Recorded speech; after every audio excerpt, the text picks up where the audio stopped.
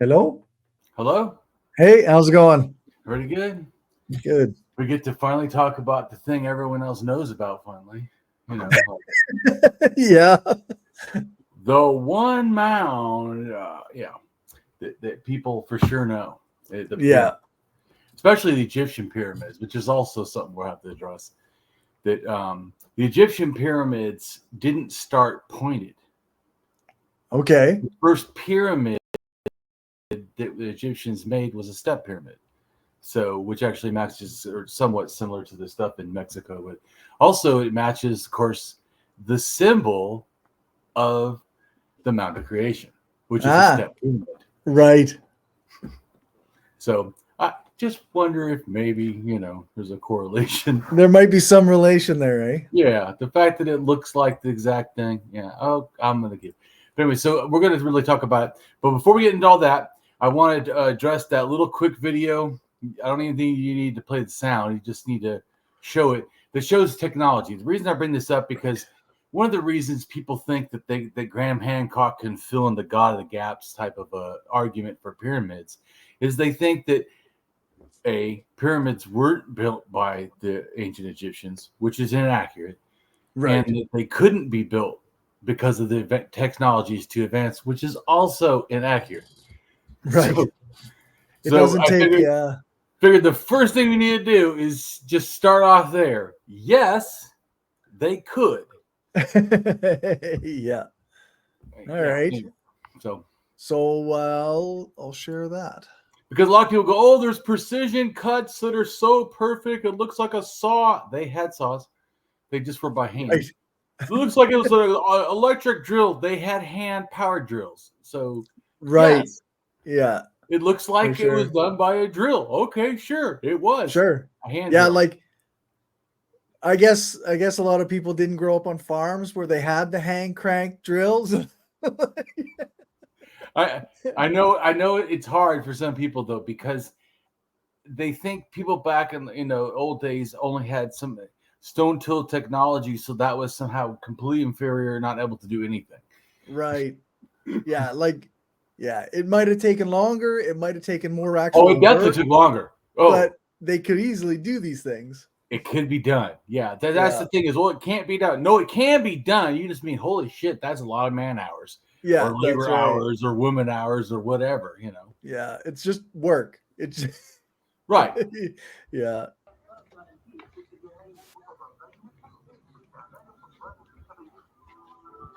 As we see, it's not even advanced really. It's just a piece of wood, one string and another piece of wood. Bam.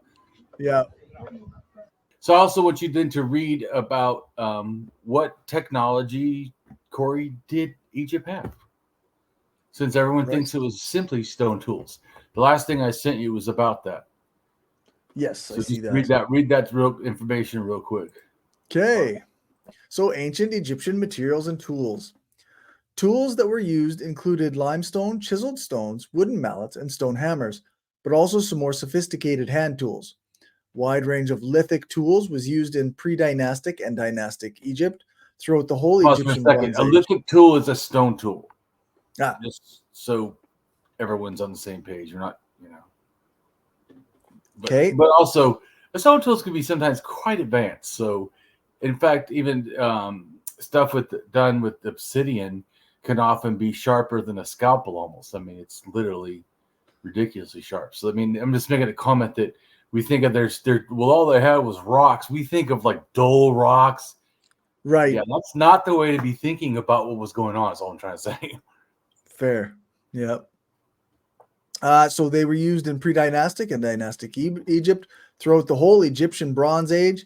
Ancient Egyptian metal tool kit is well described, and it is consisted of metal blades of chisels, adzes, axes, saws, and drills used for the work on various types of wood and stone. Pause for a second. So they have saws that were metal and that they did in a way that may have been slow, but still looks like today's power saws.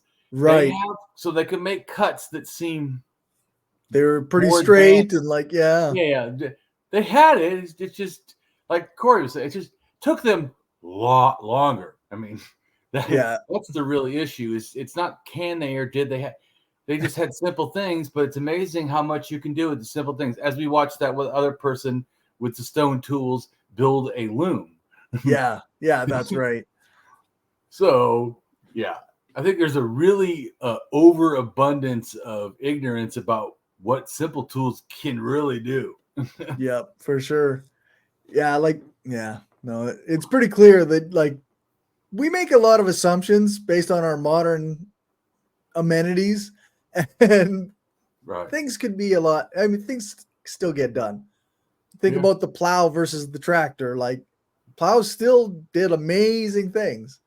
Right. And so that's what I'm trying to say is that this whole the whole notion to begin with that you need to fill in the gaps of who did this is because of bigotry and ignorance of what that could be done in the first place. Right. Because in other words, if you knew someone could build a car, and then I said, hey, they built a car, you don't go, well, I think it was aliens. You know what I'm saying? Yeah. Right. Yeah, So exactly. I got something saying is that it starts off, I believe, in that thing. And also they don't realize things sometimes could have took 10, 20 years. You know, they're not like built like 5 days and it's up, you know? Yeah, I mean, for sure. And then it's also 600 workers or something. That's because with modern technology, when a construction thing goes on for longer than 6 months, we start to get frustrated. We're like, what the fuck is going on? Right. So I'm just making a comment that we have to get in the right mindset of what's going on. Then we realize, oh, okay, it can happen. It took a long time. It evolved. Simple tools do work. You just have to do a lot of work to use them. Yeah. But, I mean, so I was just saying that I just wanted to address, like, go ahead and keep reading, but I wanted to make sure that people grasp this, that once you understand that, yes, they can, it's almost like a moot point of who did it. Right. Of course they did it. Yeah, that's right. So also, the ancient Egyptians were apparently using core drills in stonework at least as long ago as the 4th dynasty, probably made of copper or arsenical copper and used in conjunction with the harder abrasive substance. Pause for a second. So people understand arsenical copper almost is like bronze. Okay. Just so people understand that you add arsenic, just like adding a 10% of nickel or whatever, turns into bronze. So it doesn't take a lot to turn copper into a harder metal. But anyway, my point is that people may not understand that actually makes it harder. Then, because that's another thing. They always go, oh, yeah, okay, well, they had copper. Right. But copper's really soft. How could you do these dolerite hard stones? Like, well, here's the thing. It takes a long fucking time. Yeah. You probably go through a few drill bits or a few saw blades, right? I mean, that even happens today. I know that I made like a cabinet thing in my garage, and I broke a drill bit. Yeah. You know, you don't think that didn't happen? Of course it did. Yeah. What do you see? Once again, the slaves probably sharpened all the tools for the workers who were getting paid. Yeah. Because you don't want your expensive workers, right, Corey? That's taking time to sharpen their own tools. That's right. Why would we waste their time? We're paying them. So see, I know you get it. That's like a capitalist now, right? Right? Right, eh? Wait a minute. No, we bring in the cheap labor. Yeah, that's right. So I'm just making a comment too, because like I said, I know that a lot of people think that the pyramids were built by slaves. No, they're built by craftsmen that were being paid in a low wage. But right. But the point I try to say is I don't buy that there was no slaves involved. Right. That no one under force was. And I really don't like when I hear people go, well, they were war. What do you call it? Captured or. Yeah.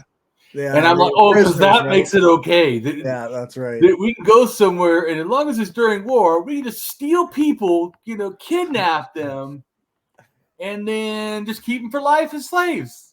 Yeah. Well, now, because we defeated your kingdom and captured you, now you owe us your life somehow. But I'm just making a comment that I don't like it when academics now are justifying horrid things. If that shit happened today, if I said, "Oh, that happened in Somalia," 10 years ago, or That's happening in Israel and Palestine right now. You know, that people are, you know, be innocent and being attacked. And is that okay? Yeah, I mean, the majority of people recognize it for what it is, right? Right. That's all I'm trying to say is that, Yeah. And I know a lot of academics do, but it's really good often, I think, just to be crystal clear about what's going on. Yeah. And not try to, because I feel like especially I know some people, not me. I'm a multiculturalist thinker.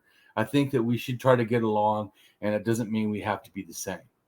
I mean, I'm an anarchist. I understand that. But anyway, so I do think, though, there's common goals and things that we can all agree on. That, we shouldn't kidnap people, and slavery is wrong. Rape is not good. It's a child abuse shouldn't happen. I mean, all this. I'm just making a comment. They're actually all not good. I'm just using different terms. All I'm saying is, it's that stuff that then when you try to justify, oh well, but Damien, they're really angry, because they had been attacked. So they raped all these people. Totally okay. Because, I'm like, no, fuck no, it's not okay. No. Your reaction to being attacked is not to do worse things back. Yeah. So, because it's immoral to do that. That's the issue. Yeah. So, but it's certainly, if someone does it, you as an outsider justifying that, no. Or say, oh, well, it's a long time ago. Oh, yeah, because that makes morality gone. Right. Yeah. Anyways, to me at least, no. But so I know that it's hard because you need to view it, though, I think, in an anarchist lens. And when I say that, too, I don't mean that anarchism somehow skews my thinking. Right. It's more an awareness than some driving thing that's blinding me. You know what I'm saying? Yeah, like it's a tool for analysis, right? Yeah. Well, for me, I realized that everyone owns themselves. I know I said this before, and I try to make it as simple as possible because actually that means a lot. Because every time I see someone not owning themselves, not having self-rights, not having dignity, not having freedom, not even having freedom of movement, because let's just say even those people that are being paid, like I told you before, to build the pyramid, they're being paid. But can they leave once they get this skill and just decide to go build, pyramids in Iraq? Right. Yeah. Or build their own pyramids or sell, whatever, fully own the means of production. Can they do that? Oh, well, no, they weren't really allowed to do that, but they still were kind of paid. Also, the company store, right? And you're going to support the company store as a justification or as some sort of better moral thing. No, it's not. Right. It's still immoral. It's immoral if I punch you in the face unjustifiably. It's moral if I kill you. Yeah, they're both immoral. Of course, not the same, obviously, understanding axiology. But to act like somehow we can't make moral judgment because this one's less, wrong. Yeah. Wrong. No one should be getting fucking hit. That's called bullying. Or whatever. You know what I'm saying? Yeah. No, it's not okay for kids. Guess what? It is not okay for adults either. Yeah, you're not actually allowed to assault people. That's kind of one of the things we worry about. Because they own their body. They own the sovereignty of themselves. Anyways, so like I said, that's what I mean by an anarchist lens is I see power taking over. And like I said, whenever I see pyramids, I guess like everybody else, I see, oh, wow, unjustified hierarchy. Yeah. But it's not that in a sense I have to look for it. It just is there. It's an awareness that, oh, look, that is what's going on. Yeah. Yeah. At least that's how I see it. I mean, you may have a different take on it. No, I mean, I'm generally when I see like a king or what have you, like or like people abusing others, it seems pretty clear. Like, anyway, so we don't have to go long into that. I was just making that comment. So let's go to the blog real quick so we can look at read the title and for us. You sent it more recently, hey? You should always update it because I'm always putting, especially before I get the last day, I'm like killing myself. Wake up 5 like there was a lot of at night, freaking doing. I mean, and that's just to put the information in. Of course, I've been doing years to learn this. Yeah. And by the way, we're not going to read all this blog. A lot the day before. Yeah, And we're not going to read all this blog, just so you know. There's no fucking hope in It's it. too long. Like eight blogs and shit. If we actually addressed it, everything in there. So people should go look at the blog or even skim it down and find parts you think are interesting, because there's so much in here that I guarantee you'll be impressed that, of why these are being built in a sense and what's going on. Right. But we're going to try to do our best. Especially we'll do the pictures more than just all the reading. Okay. So the first picture, go ahead and see it, right? Are you there yet? Yep. So wait, sorry. Go ahead and read the title. Yeah. So it says, my thoughts on the origin and evolution of ziggurats and pyramids, mountain/hill/axis mundi mythology, and the Mound of Creation. Right. It's real big to me in the Mound of Creation. There's Mound of Creation in the Sumerians who start building the ziggurats, and there's also the Mound of Creation, even more extreme in the Egyptians. Right. But to me, you can also see mounds of creation in China and other places, the Americas, because they just switches what the mound is. Like, instead of the mound being just dirt and it's a god, it's a turtle's back with dirt on it and built by gods or whatever. Right. Or whatever, what I'm saying? Yeah. So, and then also there's, like, in Greek, there's the in a sense the cosmic egg or golden egg, and it's floating on the water, like I was telling you before about eggs floating. So it is the mound still, but the mound and the egg, all this has to do with womb too, like a woman's womb and stuff. In fact, the lingam, which looks like a penis or whatever symbol in Hinduism, originally was an egg, and the view that you see of the lingam and yoni when they're together is inside the womb, not outside. So it's the lingam coming into the womb, and you're seeing it from anyways, it makes the mound. Anyway, I know what can I say? They people had weird ideas, but but I want to go real quick and explain like what I think. So I think that in people, leave Africa.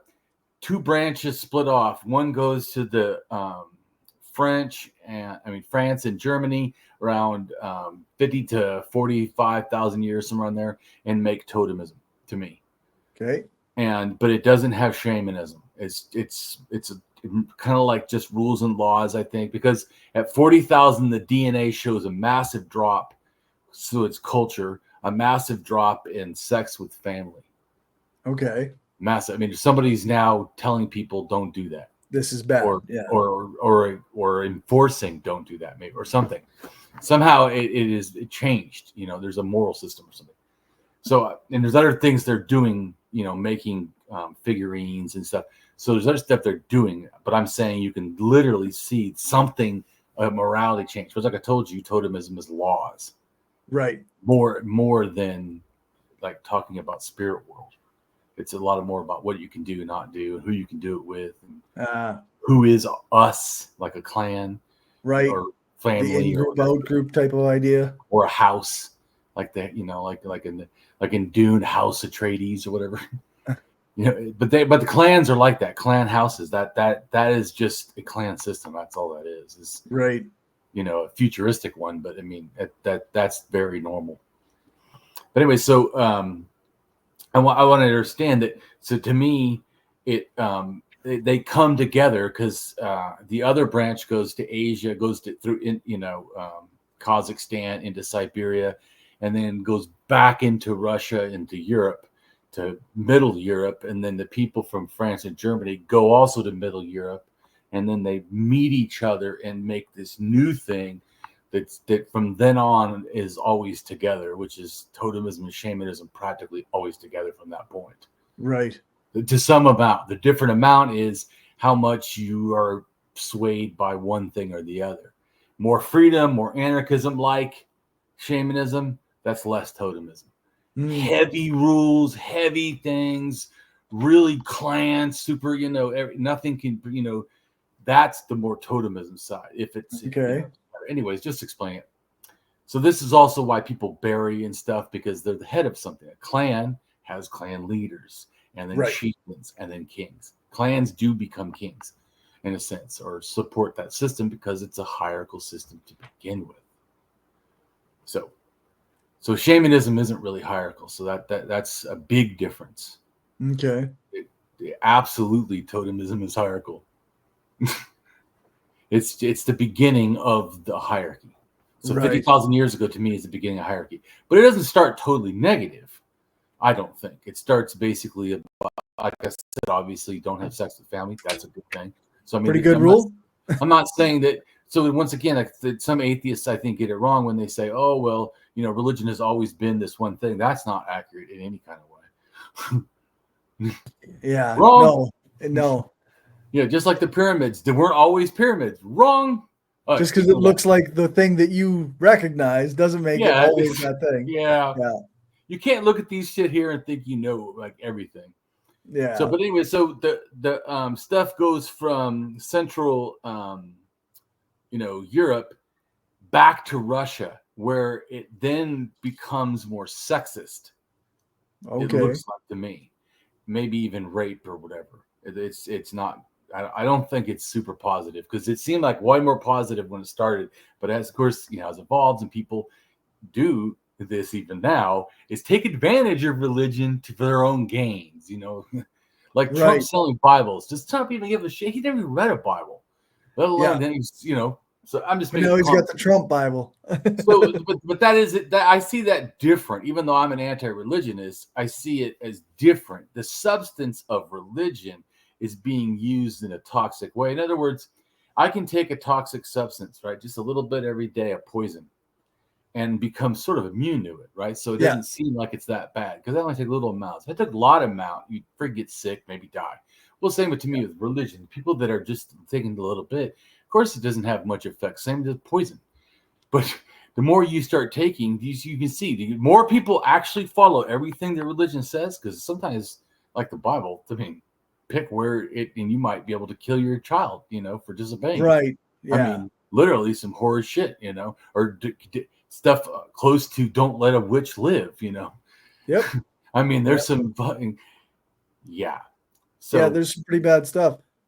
There's also stuff like you couldn't follow all the rules, right? Because some of them contradict each other. But don't even go there. But my point is, so the stuff leaves there, Russia, right, and goes to Siberia, and I think it calmed down a little bit, or maybe got more clan, so they segmented women and men in a sense, almost like dorms, like like nuns and priests. They're kind of part of the same religion, but they don't exactly live together. Right, and I'm not saying they probably live maybe in the same, because they live like in a log, almost like Vikings, like in a big longhouse, sort of thing. So they have room stuff, but they live like in sides or sort of, or maybe when they're buried, but they were doing this for sure. But there is definitely like a gender separation. My point is, so it already changed. It starts out like almost female positive, starts to go darker like rape, it looks like, or something, and then it goes a little bit more positive again, but now it's like segmented in a way it never started as. You know what I'm saying? No. And so I'm just making a comment, even totemism, all religion really is just constantly evolving to me. Yeah. Well, it's just, anyways, it's not like I always go, I'm traditional. To what point? Because you had to pick a point. Seriously, even Native Americans pick a point. When 10,000 years ago, 5,000 years ago, 3,000 years, 1,000 years ago, 800 years ago, right? Because it was not a consistent thing. Yeah, like which traditions at which point do they start, and which ones were abandoned at which point? Where do you want to start your traditions? Right, and people can decide. To me, religion is like a sports thing or something. I don't like sports. You know this. And when people tell me they like a sport, I hear it like, okay. Yeah. It's like saying I like to have, fish on my pizza or something. And that's not my personal preference. In fact, it sounds disgusting. I don't want anything to do with that. But I certainly, as an anarchist or a person who believes in, everyone owning themselves, would have zero problem with they want to eat fish pizza all the time. Yeah, that's right. Have your fish pizza, but just maybe cook it at your house. But you get what I'm saying. Yeah, and it's that's something that I feel like religious people with me have a real problem, because I say I'm anti-religionist and anti-theist. They immediately let me explain those words real quick. How I see them, just simple as hell. So atheism is not theism in a sense. I have not theism. And then the same thing in a sense goes with anti-theism. An anti-theism is against theism, the promotion of deities. Right. Theism, not against religion. So some people get this wrong. They think that anti-theist is against all religions. Well, they may be, but that would put them as an anti-religionist beyond, because you have to limit to theism. And this is something else people do not grasp. I can be an anti-theist, right? Even if I was a theist, because anti-theist is not making a claim, does God exist? It says, I am against the concept of gods or gods, right? Including if they ended up being real, I would be against them. That's an anti-theist. Right. So an anti-religionist against religion. But both these things are not against people. People can choose to do that, but that's actually not what the terms mean. Right. Yeah. Yeah, it all gets lumped under the same umbrella when somebody says I'm an atheist. Then everybody says, "Oh, well, you're this and that and the other thing." Well, they say you're an anti-religionist. And I'm like, I wish more people were, but they're not. Right. Including atheists and anti-theists. But then again, I wish people would know how to address the thing and not people. Yeah. Yeah. That's right. I think that's hopeless. So no. It's certainly not easy. It's not easy. So anyway, so the stuff leaves to me Lake Baikal and the Golden Mountains of the Altai, which is both pretty close to each other, or in Siberia. Yeah. Leaves there, goes to the Middle East. The R1B is in the Middle East 22,000 years ago. 17,000 to 15,000, they're making burials that look like shaman burials, and they have turtles. First time ever. And then they have turtles at 12,000. Okay. And then ideas around 12,000 or so leave the Middle East and end up back in Siberia in Lake Baikal 12,000 years ago. So then they go from there over to the Americas by 9,000. So the earliest, I believe, that the turtle idea gets to the Americas is 9,000. Okay. This logically looking, because 9,000 is when turtles show up in China. 9,000 when that ex-DNA that had left the 12,000 or so left the Middle East and started moving. It gets to France Germany, to southern Germany by 9,000. And then they have turtle burials at a shaman. So I know this is connected. Everywhere that the DNA X went, turtles, Right. So I don't know. Unlike Graham Hancock, I'm going to let evidence explain for me what's going on. Yeah. But anyway, so I think so sometime about 15 to 17, I think the world turtle happens. Okay. Or maybe they became something part of the original mountain reference, and then eventually it does turn into, but obviously it definitely turned into it because it's also in India, it's also in China, the world turtle. It's all in the Americas in a sense, but in a different version. So I'm pretty sure. So that happens, right? And at 12,000 to 11,500 till 10,000, there's all these shell mounds that happen in the Middle East, and then those ideas move out. Right. I think with the Dolmen ideas. So, okay, I don't know. They could have been because 12,000 when they first get there, but it's possible that they kept coming. The DNA. I haven't looked into it totally, but about if there was ever, because sometimes we see things as like one-time event and then that's it. Well, yeah, now it looks like that. Yeah. But it takes such a long time for it to happen. Yeah. Right. Yeah. So in other words, it could have left the Middle East and then didn't go to the Americas yet, and then another version comes or influences because these people are moving around because they're not, sedentary, right? Especially in the steppe and stuff. they're moving around, and so the ideas can travel thousands of miles in a sense. Plus, because people go from the entire steppe to the all-time mountains, like as a holy, almost like Mecca, like pilgrimage thing. Certainly from 6,000 down, there's several times that there looks like groupings of where people were going there. So, yeah, but definitely it's sometime the ideas. Now, it could have been later, could have been at 6, because 6 when really it starts rocking and rolling. Because it's at, or maybe even it was up to 5, because by 6 to 5, because 7 to, I think 5 or 7 to 6, QDNA, a certain branch comes in. Okay. Then from 6 to 8, that's when cDNA comes in. Another form of Q, which is related, of course, to Kennewick Man and also the Dolmen up in Canada. Right. With the X2, that one comes in at 10,000. See, so there's 10,000 is the earliest, in a sense, they're showing up and doing anything in the Pacific Northwest, which is right. QA, which is, they think, Q3M or something like that. So but that's, told you, that's not really, they don't really do a lot.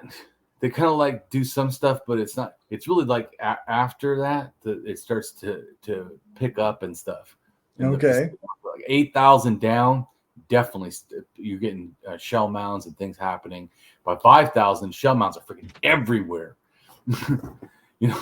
So, and then 5,000 is when they go down to California, and then migrate all the way down to Peru, right. and build the first 5,000-year-old pyramid.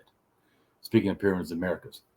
So, but I want to focus also on how we got to the stuff in like Egypt and stuff, and Siberia.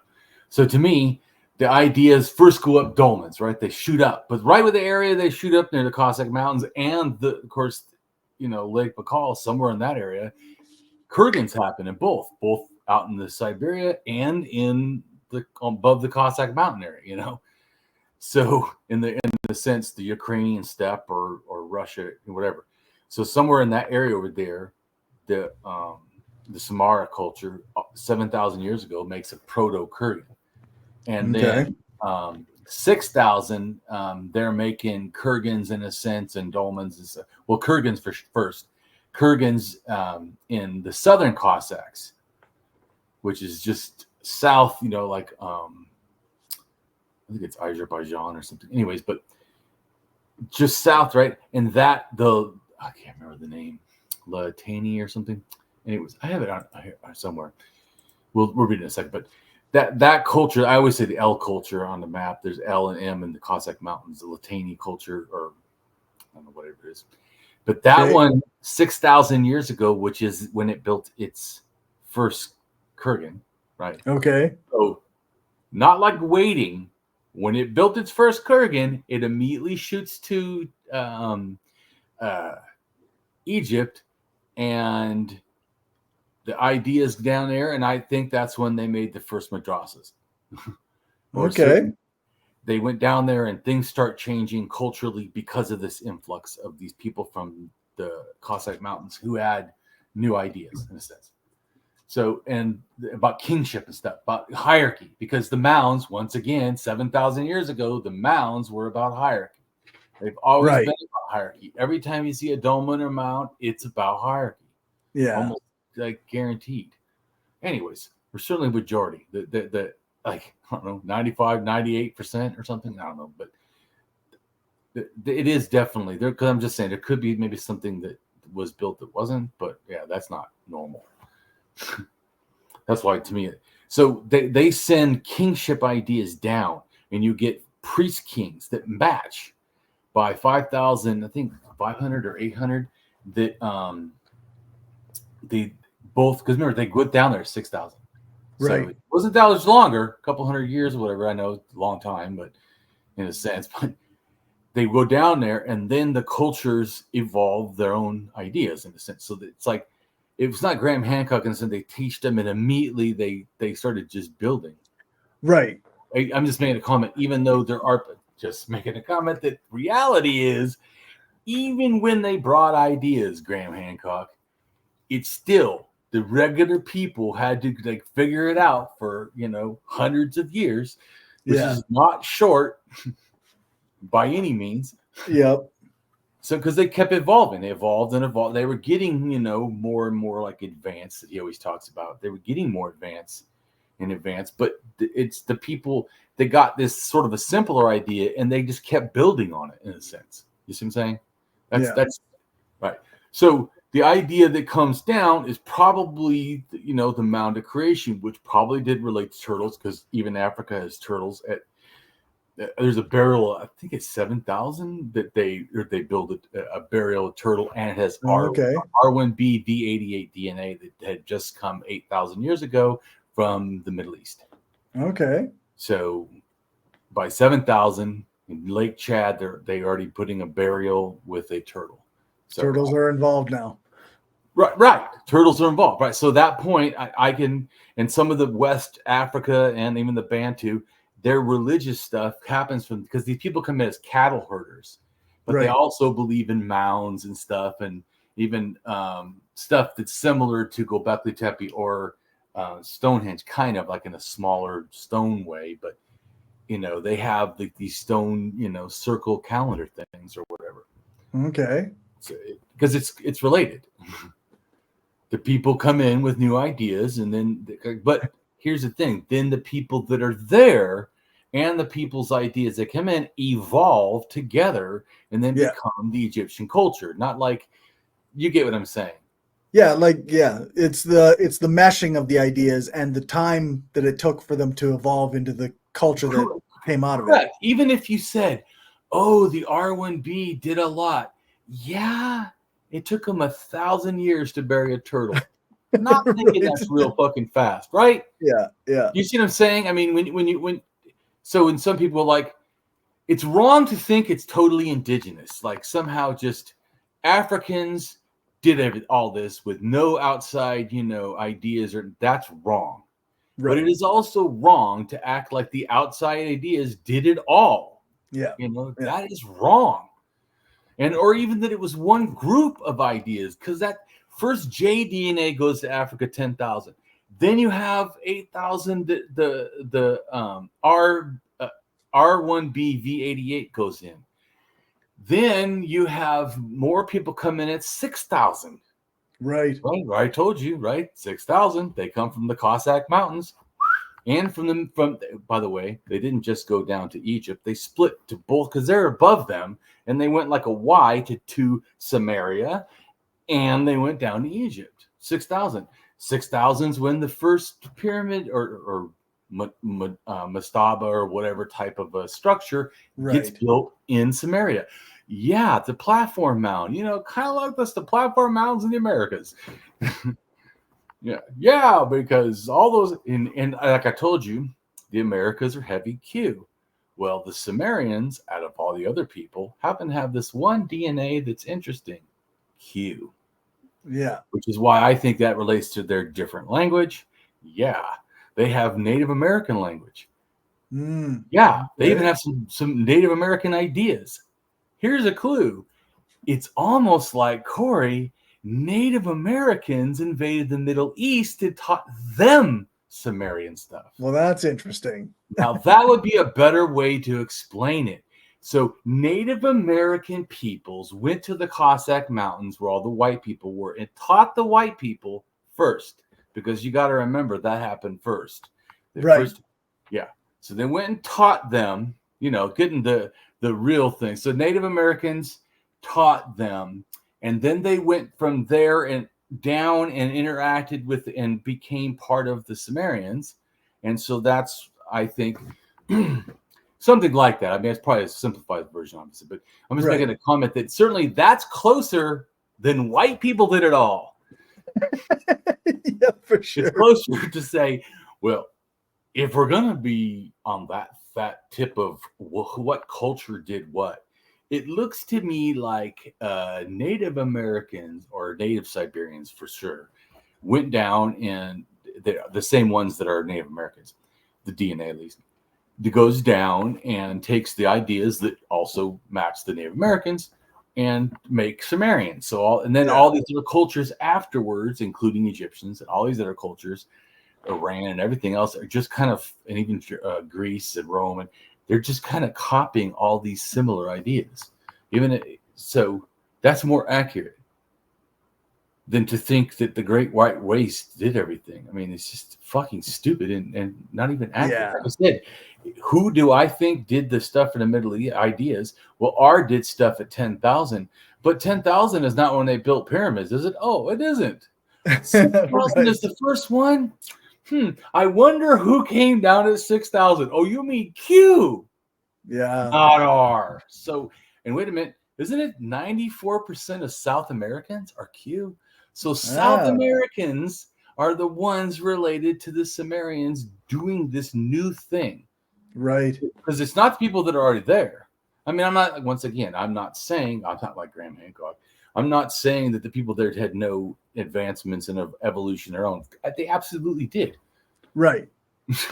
But I'm saying is if we're going to be pointing to whose DNA did what at what time and who's responsible for the culture, well, I would say it's the ones closest to Native Americans that are responsible for the culture. That's why the people have it wrong. They're like, look, our stuff matches their stuff, so it came from us. And I'm right. Like, look at history. Their stuff came to your area. You evolved it, and then you said it's your stuff. Then you looked at their stuff and said, see, you're copying us. Yeah. Yeah. So no, wrong. Exactly. Yeah. So it's backwards. Yeah. You have it literally fucking backwards. And also, I heard some Graham Hancock now says, because he got his ass kicked, but realizing he didn't have any facts. So now his new thing is his culture didn't have metallurgy, because he always talked about metallurgy, and you can see, evidence for it in the ice cores. Now he's like, oh, no metallurgy now. How does he know this? You can just take and leave. And I mean, it is more accurate to say they didn't. So, I mean, but that's not the reason. It's because he's like, once again, it reminds me of the God of the Gaps. The gap is small. It's getting, there it goes. And he keeps trying to stick a needle in that hole. Yeah. It's like when your beliefs, where your ideas aren't based on any evidence, you can add shit and take shit out without any right? concern. He can't prove why we should take it out, or prove why we should put it in, or prove why it should have even been brought up. Yeah. I mean, but to him, it doesn't matter, because it just makes it work better for his narrative or whatever. Right. So, but anyway, so now his thing, but see, before, remember, he probably watched one of my things on R1B, because he's not saying that shit now. Now he's like, okay, actually, if people say that I care about white, you did in your books, and the evidence is there in clips, video clips too. So you said the white racists are using your shit. Don't give me this if there was nothing in there. Well, they don't use my shit. Yeah, exactly. So yes, you did, but now remember, because he even has a blog where he's like, well, the alternative hypothesis is that white people went to the Americas and in the Ice Age, and they taught everybody. But now he's like, oh well, I don't think it's from there. I'm thinking now this is just listening to him on this. I watched his whole new show, and I'm like, oh god, it's worse than the first one. Is that right? It's like intellectually lazy. No. It like just assumes I just bought into this nonsense, and I don't have to work that hard. Reminds me of Trump, right? Now he's kind of like on the I don't give a fuck tour. Yeah, he can say whatever he wants because he's already got. Fucking say, who gives a shit? I'll fucking shoot people on Fifth Avenue now just for the fucking fun of it, because I don't like the way they smell. Anyways, whatever. I'm just saying that, So the point is the stuff comes down. So when it first comes down, it's just platform mount in a sense, which we've already looked at before, especially in the Americas. So it's just platforms, right? So and those also start in Siberia. There's platforms in Siberia, and then there's platforms that start not just in Iraq and Egypt, also in Syria, which people don't talk about a lot, but they also had platform mounts, and so did Turkey have stuff, right? Because when the stuff came from the north, they have to pass through people to get to Egypt. They have to go a long way through a lot of stuff. Guess Yeah. what? Ideas drop as it goes. And then the same thing going down to Iraq. Yeah, you got to go through Turkey. Well, you're going to leave some ideas. Anyways, I know that's crazy, but yeah, when people move around, the ideas do too. Yep. So we'll go to the picture, right? The first picture is Okay. evolution of Ziggurats. Yes. Go ahead and read the red writing. A mastaba was essentially meant to provide the ba with a house in the afterlife, and they were laid out accordingly. Right. So it's definitely about the afterlife. It's Yeah. not just a pile of rocks that was convenient. Right. As some people have said, that's not really an answer. So the first starts off, as we see here, in raised platforms. Yeah. Structures. And it starts off in the 6th millennium, which is 8,000 years ago, right? Okay. Sometime after that. It's actually, I think, like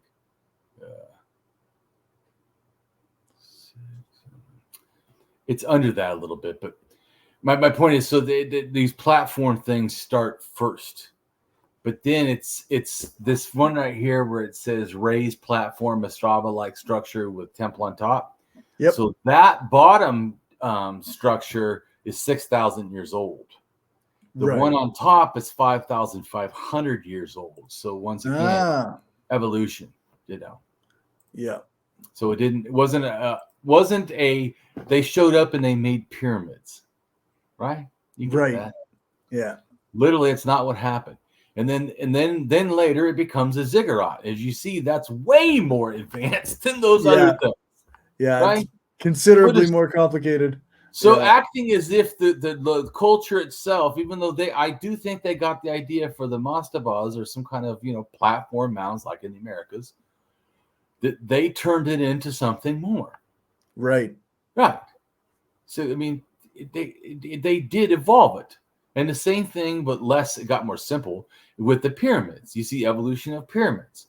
You have the mastaba, which is pretty close to, and they do think, related to the stuff in Samaria. Right.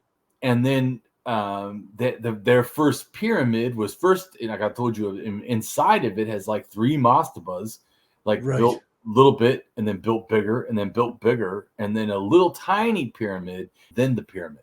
So literally, like, shows evolution. I mean, this guy's like stacking mastabas and right. And then the next pyramid is the one that everyone thinks of as the actual pyramid. Right. They call it a true pyramid, but I mean, they're all pyramids. Yeah, that's right. So, whatever. Or, you get my point. They're all these mega structures. So go ahead and read what it says before. Okay, so before the ziggurats were raised platforms, mastaba-like structure, that date from the Ubaid period during the 6th millennium BCE. The ziggurats began as platforms, oval, rectangular, or square. The ziggurat. Pause for a second. Yep. Once again, they were oval too. Like burial mounds. Right. Yeah. I'm just showing you how they're so not just one thing. Right. Yeah. So that's why the same thing with pyramids. They're not just one thing. So people are like, well, that's a pyramid or that. I mean, what? Yeah, so when you use words like true pyramid, that may it's a little bit misleading. Yeah, exactly. The ziggurat was a mastaba-like structure. The first tomb structure the Egyptians developed was the mastaba, which is a type of ancient Egyptian tomb in the form of a flat-roofed rectangular structure. Historians speculate that the Egyptians may have borrowed architectural ideas from Mesopotamia, since at the time they were both building similar structures. Right. And they did that because people from the north came down and gave them an idea, a concept, which, like I said, I think really goes back to the mountains and had evolved into something new. Right. So let's go ahead and watch the video now that I sent you so we can it's like 8 minutes or something, but it's pretty good about the mastaba. And also because mastaba is actually could be pretty freaking huge and require like a lot of labor or laborers. So I can't remember which video, but one of these talks about labor stuff. I was like, there you go. So we're looking at iconic architecture mastabas. Yes, that's correct. Before the pyramids, before the Valley of the Kings, there was the mastaba. The word mastaba is Arabic in origin, where it means stone bench, and the resemblance to a stool or bench is clear from the squat shape. They aren't generally made of stone, however, but rather adobe bricks. A mastaba might rise 6 to 10 meters high. They varied in size, but a typical floor plan might be roughly 15 by 50 meters. They each comprised between 1.3 and 2 million bricks, as well as some stone or wood, mostly for the sake of structural stability and in some cases grandeur. 2 million bricks. Is that crazy? Yeah, that's wild, eh? 2 million. I mean, It's a lot of bricks. And made all by hand. Right.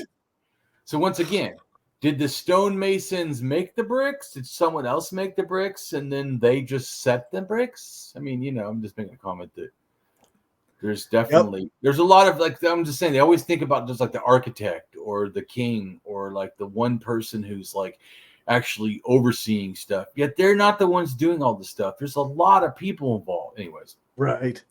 Yeah, for sure. A huge number of bricks to thoroughly dry, a mastaba might take 13 to 14 months of work for somewhere between 400 and 600 bricklayers and other artisans and there's your number, right? 400 to 600 artisans and laborers. Yeah. Right. That's a lot of people involved for over a year. Right. How is that not hierarchy? Don't you, you see how even the they go, well, the mastabas are so simple. Okay, 2 million bricks, 600 artisans and laborers. Yeah. It takes over a year to do. Yeah. Yeah. This is shit that rich people can afford. Yeah, that's right. Right. The Bill Gates. Right. Yeah. Fucking. I'm just trying to remind people, because I know it when you see these structures, you're like bamboozled into thinking, oh, they're so amazing. Yeah, it is amazing what laborers did. That's right. Yeah, that's right. Was to complete, and a further 2 months for the post-interment construction, sealing the tomb after the deceased has been placed within the burial chamber. The ancient Egyptian term for these monuments is Par-Jadao, which is often translated to House of Eternity. The eternity in question is conceived of as an eternity where all is enduring and remains the same, hence another common translation, House of Stability. If you were feeling more poetic than literal, and I often am, you might try something like House Imperishable. I made that one up, so don't quote it. Mastabas are often referred to as tombs, but human remains were not generally stored within the structure itself, but rather below in a dedicated sealed chamber. The mastaba had several important functions. It allowed mourners and supplicants to the deceased to place tribute at a dedicated altar, and the earliest mastabas were functional houses designed to be inhabited by the living spirit of the deceased. They featured rooms that mimicked the rooms of larger houses and palaces, fitting since in the earliest days mastabas Pause for a second. So palaces, so elite. Yeah. Right? Yeah. The palaces that the laborers built and the slaves helped build. Yep. Very, yeah, right? Go ahead. Yeah, I was going to say, don't you see how this hierarchy, just if you paid attention, you don't have to like look for it hard. You just pay attention with what's going on. You're like, well, wait a minute. Does everyone get 600 people to help build their house? Right. Yeah, probably not. No. No. The average person isn't two brothers. Yeah. That's wild, eh? Yeah.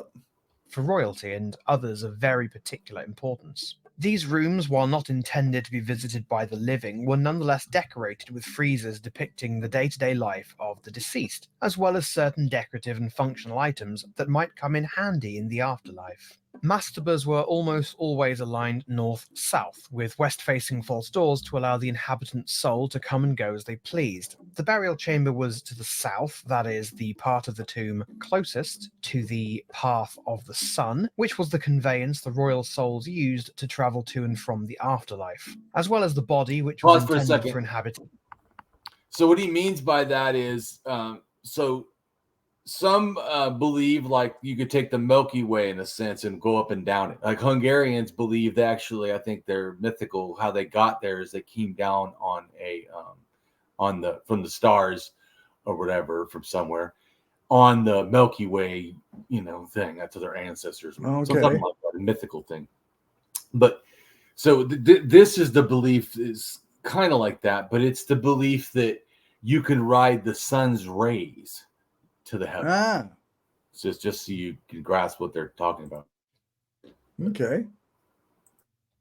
By the returned soul, many mastabas also contained a statue of the deceased, kept in a hidden part of the tomb, both to remind the soul what form to take and to serve as a backup body in case of the destruction or decomposition of the original. The mastabas were designed not just with commemoration in mind, but also security. They were intended to allow access to the soul of the inhabitant and to mourners and priests, but not to thieves or wild animals. The burial chamber, built below the earth at the end of a narrow, sloping shaft, discouraged but didn't outright prevent grave robbing, and allowed for burial with a bit of ceremony. However, a burial chamber and sarcophagus don't allow natural mummification to occur. In the desert, the hot, dry sand could wick away moisture and allow for the natural preservation of the body, though of course it was very likely that desert fauna would make off with the corpse before this happened, if, for example, a high wind should shift sand away from the burial. To compensate for this, the practice of artificial mummification was developed, which of course became the Egyptians' signature move. A mastaba necessarily had to be constructed in various phases, so the large number of labourers were well organised to optimise their productivity. The less skilled labour in the beginning, the gathering and hauling of the tons of mud and straw needed to make bricks, would be sourced through a system known as corvée, where someone pays their dues to the state with direct labour. Imagine, instead of giving a proportion of your income to tax, you had to do an equivalent amount of unpaid work on top of your main job. That's corvée. As more skilled work was needed, masonry, carpentry, and geometry, those workers would be paid in rations. There. Right. I just wanted to address, that. Did you ever hear that before? No, I haven't. I have never heard of corvée before. But I'm just saying, so when you, I feel like that's what I was telling you before. I feel like if people who understand capitalism were to read some of the details of how the system exactly worked, just imagine. I bet you if I didn't tell them it was Egypt, I just told them that this was now being done in Mexico or say China or whatever, Indonesia, say somewhere, or Papua New Guinea. Let's just say somewhere nobody fucking knows. Yeah. Papua New Guinea now is doing corvée. What would a capitalist now say? Would they be like, oh, for sure, that's not capitalism? Do you get what I'm trying to say? Yeah. Right? Yeah. I'm just making a comment that these systems where we don't own ourselves, because that's what that is. If I have to give you free labor, I literally don't own myself. So yeah. And the thing that they're getting back is supposedly to be in the society and not, be killed, but they also could be killed in that society, and they're being treated unfairly. I don't really see as an excuse of that you protect me from being like killed. That doesn't mean I should also eat or like have shelter or psychological well-being or something. Yeah, because I really feel like people seem to like, say if someone's addicted, this reminds me, if someone's addicted, I don't believe it's correct for us not to feed them, not to house them. Yeah. And people say, well, then they'll be lazy. Well, it's wrong for people not to have a house. Yeah. You're not going to offer me something that I go, well, sure, that makes sense. No house. Yeah. Right. Yeah, that's right. Yeah. Like ethically, I'm not going to talk about capitalism because, of course, that's how everyone sees the world. But I'm just saying ethically, is it really ethically just to take away someone's right to be housed? Yeah, really? Exactly. Like, so I'm just saying, or we shouldn't care. It's so crazy. Like I told you, look at it. As soon as a natural disaster, everyone's like, oh, we got to help. We got it. We'll throw billions. We'll do it. Why does some people live natural disasters? Yeah. I mean, like their whole life, that's all it is a natural disaster. Well, then why the fuck don't we care about them? They're living a natural disaster. What, it has to be literally like a storm? That's the only thing we care about is when a storm happens? Yeah. It has to be something that we can not blame on the person, on the victim. But you yeah, that's ridiculous. But you get what I'm trying to say. is that we should, and I'm totally for it. When there's a storm, of course we should help. Yep. My opinion is if someone's in need, we should help. If we Yep. can't, we absolutely should. Or we should, I mean, it should be a goal. And certainly we shouldn't feel good for not helping. Right. Yeah, exactly. What the fuck? So anyways, I'm just saying a lot of this, like you see, if you're paying attention, like I said, going back to being an anarchist aware, it's not something, I don't choose to be an anarchist. An anarchist is realizing, like I said, that in a simpler way, like I told you, we own ourselves. We have self-sovereignty. And every time I see this violated, oh, wasn't it violated right there? Yeah, it was. They literally got to donate their service for free. Yeah. Yeah. Yeah, you're required to do extra labor on top for nothing. So the requirement means that you don't get to choose. You don't get to choose. Yeah, so it goes back to you don't own yourself then because you didn't get to choose. So that's just like, to me, coercion, is not acceptable. Yeah. If you coerce me into saying yes, well, then I didn't really freely say yes. Yeah. Then I didn't know myself. I was doing it out of a fear of harm, which which is a violation of my self-ownership. Yep. Right. So I'm just saying, and I know you probably do, but I'm just trying to show a simple way everyone else who's watching can start to see things kind of like how I do. And when I say anarchist lens, I mean it's an awareness. When someone is not owning themselves, male, female, these are all issues that fall into the somebody. Yeah. Gay, straight, the somebody. Religious freedom, to somebody. Of course, even though I'm an anti-religionist, that's my personal preference. I'm also anti-football. How about that? Should I be allowed to make people not do football just because I think it's harmful and toxic or really all sports pretty much are toxic, but certainly there's ones that are worse. And the stats produce this, that people that beat their wives are more in football or more kind of spousal abuse than baseball, but that's still more than even a less contact sport. Right. Yeah, like it's like swimming. Saying that or how about figure skating? How many figure skatings is doing all kinds of abuse? You get what I'm trying to say is, or yachting or something. I mean, just making the comment that all the sports aren't. It's what I'm really saying when I say sports. That's why I think I should probably clarify. I'm not saying you can't do something fun, whatever. What I'm truly saying is that I told you we had this video about how even the king, right, in Egypt, he had to go out, I can't remember, once a year, I think, and he had to or maybe once every 6 years or something, and run around or whatever and do all this exercise and throw a spear and do all this, in a sense, sports, shoot an arrow to show I can still be king. Right. Imagine if they made Donald Trump do that. Right. Yeah. Anyways. So I was making a comment that the king had to do that. So sports and hierarchy is attached. Yeah. But then it does not surprise you. You've seen how the hazing that goes on in almost all sports? Yeah. Because it's part of this toxic thing. That's why they go, well, sports become toxic. I'm like, they start that way. They don't start untoxic. Right. Yeah. It's at least at this point, it's inherent in the whole thing, right? It's and there's all kinds of So they're like, oh, it builds, thing. Yeah, it builds gang mentality practically. Yeah, the thing they used to say when my kids were younger was that children involved in sports are less likely to do drugs. And I saw you see some of the horror stories from people that have gone through hazing or abuse or various things that go on in sports culture, and go, well, how is that better than him being on drugs? I really don't. Right. And that's because they don't have value. So you're going back to I do, which is axiology, how I view things. That's why when people try to think I have a lens and thus I'm biased, well, actually, I have axiology, which is extremely, the goal is to be unbiased. Right. Because what it wants to have is what's accurate. And so bias is an inaccuracy. Yeah. So it's a striving. Undesired, right? And axiology would be literally the most undesirable thing is an inaccuracy. Because you're trying to grasp actual value. Right. Because then you can make value decisions, like you said. Should we really be doing this? Is this actually better than the alternative? Right. And so and this is another thing too. Let's just say that I could agree with people that about capitalism being younger, which I don't.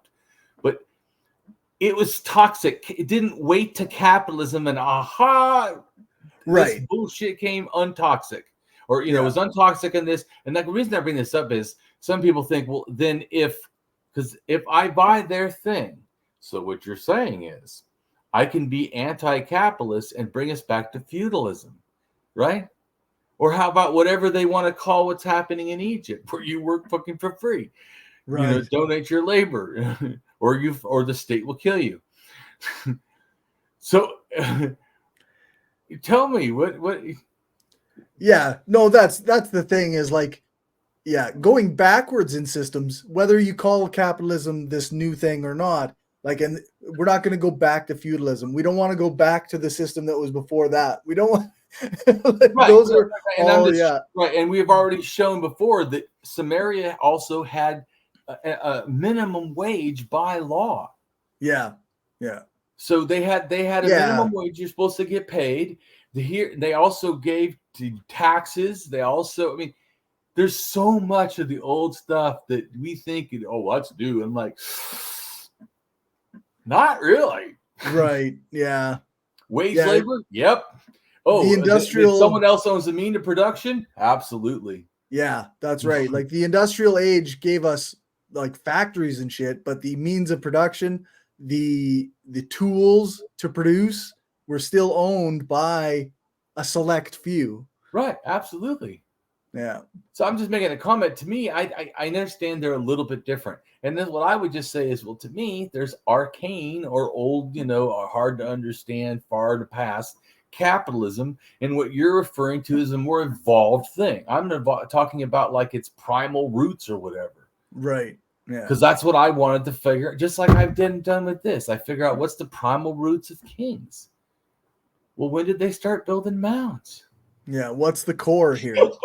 Yeah. Because we know there's a serious connection. So I don't know, King 7,000 to 6,000 for sure. And then you look at when that Kings came out, they would say about 6,000. So that pretty much matches what I would have thought. Yeah. See what I'm saying? So and you say, well, what was the thing before the king, right? Because I as axiology, I need to know all that. Right. That in a sense, presuppositions. Because that's why I a presuppositionalist Christian, I just laugh at. That's what I do all the time. What do you? Who doesn't do that? Yeah. How do you feel like you know things? Yeah. Anyways, so to me, I just say, okay, so if 6,000, we can say that's they call them priest kings in a sense or whatever. Priest kings sometime before that, which they don't really know. Well, there certainly was a person who they call a prince or a chieftain or whatever, or a metallurgist, who was the only one. They had like 94% of the world's gold in Bulgaria or whatever.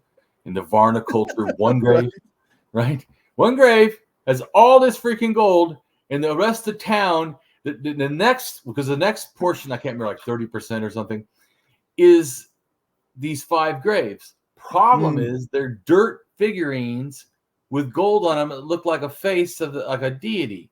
So no people. So the only person is the one with all the gold, and then all these other ones are not even people. They're like mythical something, being buried. And then across the population, it's very, very light, like 10% gold or something. Right. So I mean, he had one of those scepters that kings have.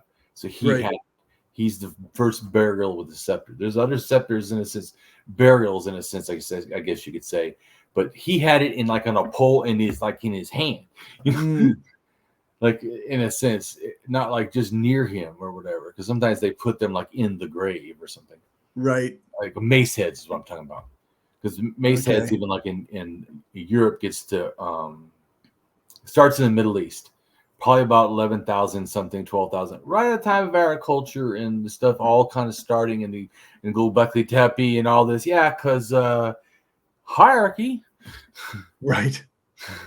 Right. And guess what hierarchy does? Hierarchy has a thing that says, I'm going to hit you. And even if they don't hit him, it's a symbolic thing that I could hit you, right? Yeah, there's always that coercion, right? Right. Cop has a gun. He doesn't have to take it out for you to know he's got a gun, right? Yeah, that's right. Anyways, so they have the mace head, which I think is a sign of authority, and it starts in the Middle East. It gets up to Ukraine about 8,000. Okay. So that certainly had to be a chieftain or something. Right. You know what I'm saying? Already. So 12,000 years ago, it's chieftains, I think, or something like that. Big men, probably not chieftain like hereditary, maybe later. Probably started like just like me. I have a real strong personality and I just do things. Yeah. And then people listen to me even, just because I just do it that way. But so there's people that are always going to be just naturally like leaders or authoritative or whatever, where people will listen to them. Right. And so that's because that's also what anthropology kind of thinks. That's how it started. Like it starts with these people are big men or whatever, or something, or big leader. And then, because it can be with females too, because there was some patriarchal lines and matriarchal lines, including clans have both, including chieftains have both. So also, people, we have this wrong opinion that it was like once men took over that it was always just men. That's not right. Right. Yeah. That doesn't fit exactly the evidence. So you have this chieftains, and then the chieftains, as become like multiple chieftains, where they're like one above a whole bunch of other ones, which is basically just turns into a king. And so then, of course, the king wants to prove to the world and to himself he is so great above other people that's why he deserves all this shit to happen. Right. To prove his worth as being better. I just find it. So I'm saying when people are like, "What do you think about the pyramids?" Like, It's like saying, "What do I think of Trump Tower?" Right. Yeah. Like maybe it's kind of neat to build something that massive, but the entire thing around it kind of sucks. See what I'm saying? That's now you see it like kind of, and I'm probably a bummer in that way, that I don't feel when I see them, I do not feel like this great wonder that everybody feels. Because I just think these are people got oppressed. It pisses me off more than anything. Yeah. Or makes me feel sad. Like, God, it's been fucked up for a long time. Yeah. It's remarkable what workers can do, but it really sucks that it's always in the name of somebody who's like an elite. Yes. Right. So I'm just saying, when I can't help but feel that. Yeah. No, that's so fair. Everybody else just looks at it and goes, "Oh, look at this," and I just think, "Oh my God, hierarchy." I just see Trump Tower. I'm like, oh. Yeah. For me, I'm just saying. I know that everybody may not see it that way, but that's how I kind of feel. It's just I agree with you though. I do feel amazed at what workers can do. In fact, I had put a post out and said that, because I just thought it really pisses me off. And every time people were like, "Well, King blah blah blah built this temple and built that." That fucker didn't build shit. Yeah, that's right. He didn't ever get his hands dirty. He's in there didn't eating do a olive or goddamn grapes, thing. Yeah. No. He was probably off having sex with his slave women. Like that's the thing. Like correct. Yeah, exactly. So right, which is also, I hate that sexual abuse is horseshit. Yeah. So anyways, there's nothing good about kings actually. Like that's the thing. It's right. Exactly. Anyways, so I just want you people to understand. So that really affects how I think also you should start seeing this. Yes, it's amazing. It's amazing. Here's 1,000 workers, Yeah. I mean, we should talk more about that. Oh, so I had said that right on a post, and then an academic, I posted it, I gave it to you, right? Yep. The academic actually was impressed. And what did he say? Did you read it? Yep. It was where is it now? Dr. M. Von B or something. Yeah, Dr. M. Von B. And and it says, funny, it's like I knew that on an intellectual level, but till you said this just now, it never hit me how weird it is that we say so-and-so built these pyramids during his reign. Exactly. It is Right. very weird. It is, right? But until I brought this up, until I, in a sense, gave an anarchist analysis, Yeah. which is that I hear, and that's why even like, say, authoritarian communism, I hear immediately that they don't own themselves. Whoa! I'm already Right. like, the fuck? Whenever I hearing that shit, whoa, wait a minute. The fuck are you talking about? Yeah. Well, let's vote on abortion. Excuse me.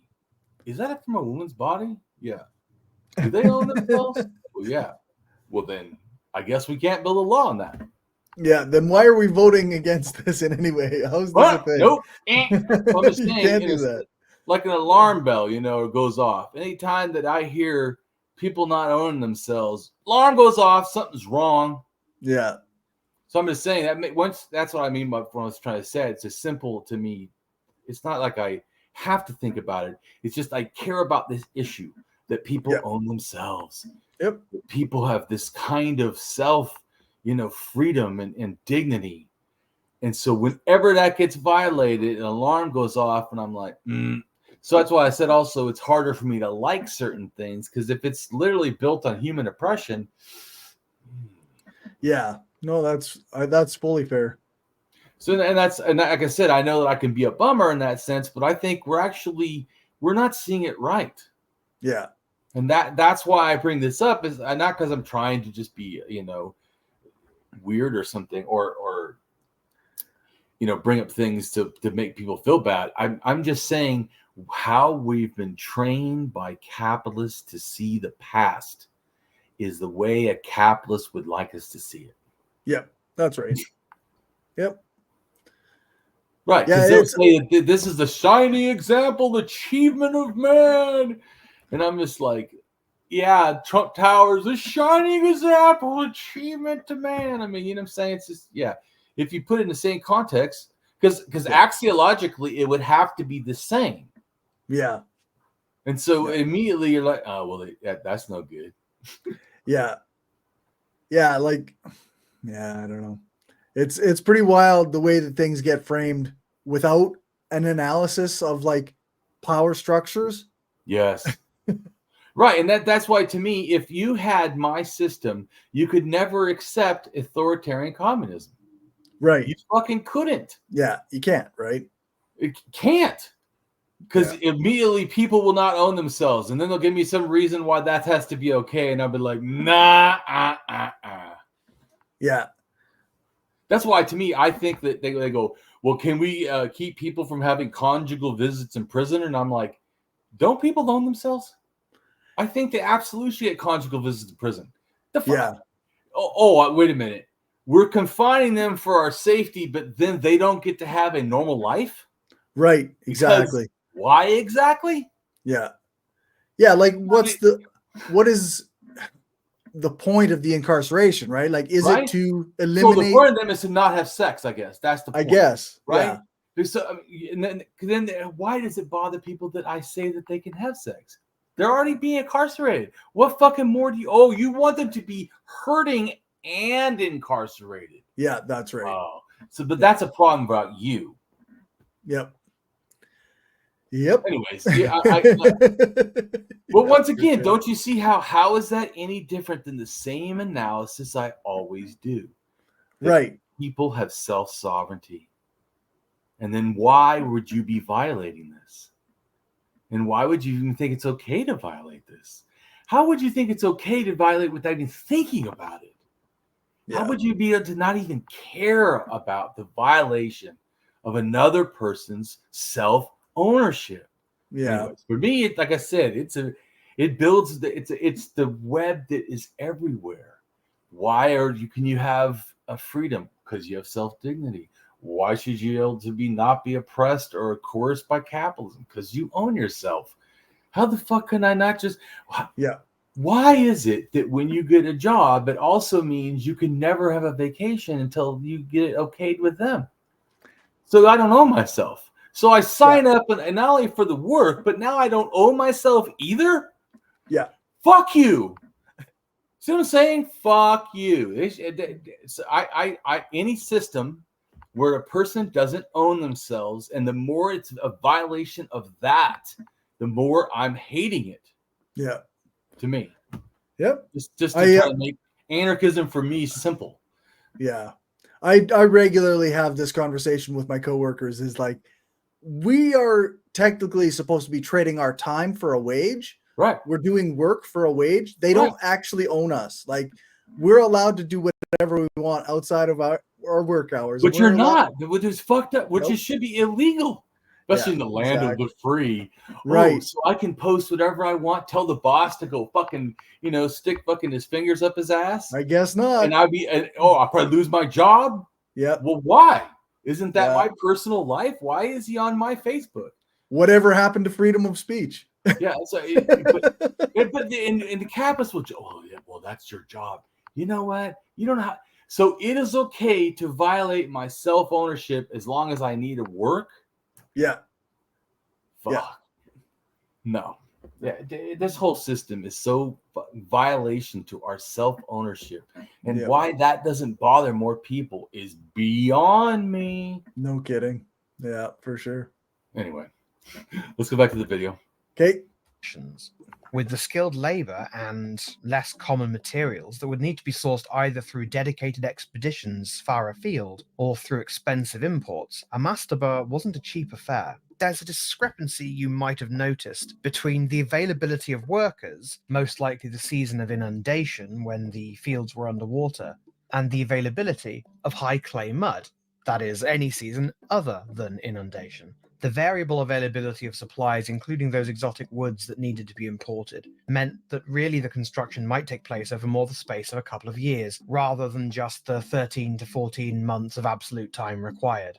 Beneath all these cold facts and figures, the number of workers, the amount of mud and straw, there's an impressive truth. The mastabas took incredible levels of organizing.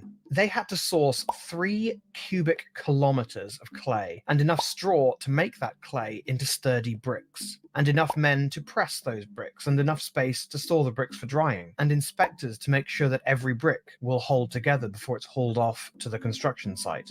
It's not a casual affair. Pharaoh can snap his fingers and order construction of a mastaba, but don't let the humble outward appearance of these monuments fool you into thinking they're just piles of bricks. Yeah. Of course, we all know that the kings of Egypt would move on to pyramids during the Old Pause Kingdom for a second. Later. You made a comment? Well, I just said, like he said, it's not just a pile of bricks. It's like there's all this stuff that went into it. And right, and then you saw at the beginning, there's painted murals and hallways. It's nice inside. It's like a house. Yeah. It looks like shit on the outside. Yeah, because they didn't give a fuck about that. And it probably also, this is weathered after a couple thousand years, 4,000 years. It might have looked great when it started. Yeah, that's right. Yeah.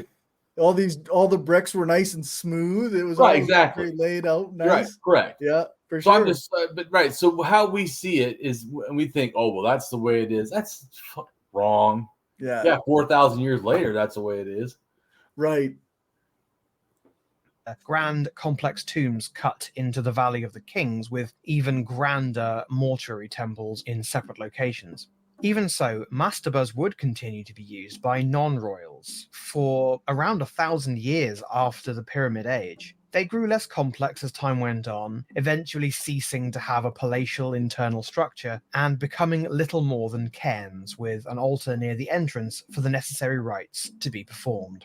If you look at this photo of a mastaba and think, gosh, that sloped wall looks a bit familiar, and what even is a stepped pyramid anyway? Then you're onto something. In my next iconic architecture video, video, I'm done with that video. That's good. That's pretty good. Yeah. Right? And even there's trying to tell you, come on, this is what happened. If you or he's like, no, Damien's wrong. That step looks familiar. Right? Yeah, for sure. Right. They're right, because that's what happened. Yeah. Right. Right on. So you're starting to get, how it's all coming along. Yeah, for sure. It's like, I guess, like they say, like that last thing where he's like, this is a step, and if you think that this is just one more on top of another one, like it's so plain, it becomes funny. Right. Right, and that's and so once again, it didn't take someone to have to show them. It literally just repeated the thing. And also, like I said, they were matching the Mound of Creations, which also would make them inspired to go, hey, let's do this. Let's just make a couple mastabas on top of them and just match the Mound of Creation. And then bam, pyramid. Yeah. So yeah. It's like they're kind of a combination of their spiritual beliefs and their hierarchies. Yes. Oh yeah, right. Well, because also that's the other thing too, and also like they say, it's a good way to build rocks. It's a sturdy way to do it. Well, yeah, all that is true also. So let's go down to the next picture. Okay. The next picture. This is talking about Eridu. Okay. And we did a video on this for Siberia. Yeah. Yeah, I seem to recall that. Eridu a while ago now, but yeah, Eridu is where the flood story comes from. Okay. The Bible, that stuff. The global flood. This is where the stuff happened. Because even though now it looks like it's out in the desert or whatever, it used to be right in the water. So the water's moved, just so you know. Anyways, the Gulf has changed, silted up, or whatever you want to call it. Anyways, so these temples used to be like almost in the water, certainly on a marsh or what area. And then they were water temples. They were like a water deity, sort of in a sense. Interesting. But this talks about temples and ziggurats, and look at how the inside temple is kind of like a madrasa, right? A whole bunch of rooms and whatever. Yeah, for sure. That's cool. So, and you notice too, the temples, right? They don't look that different than the town. No, it's kind of the similar layout. Right. I mean, I was making a comment but that's not a shock. And this is Siberia, by the way. What he was talking about was Egypt. But the rules still apply. They said the madrasa was a house. Matching the temple was matching how the house would be, because that's a whole thing.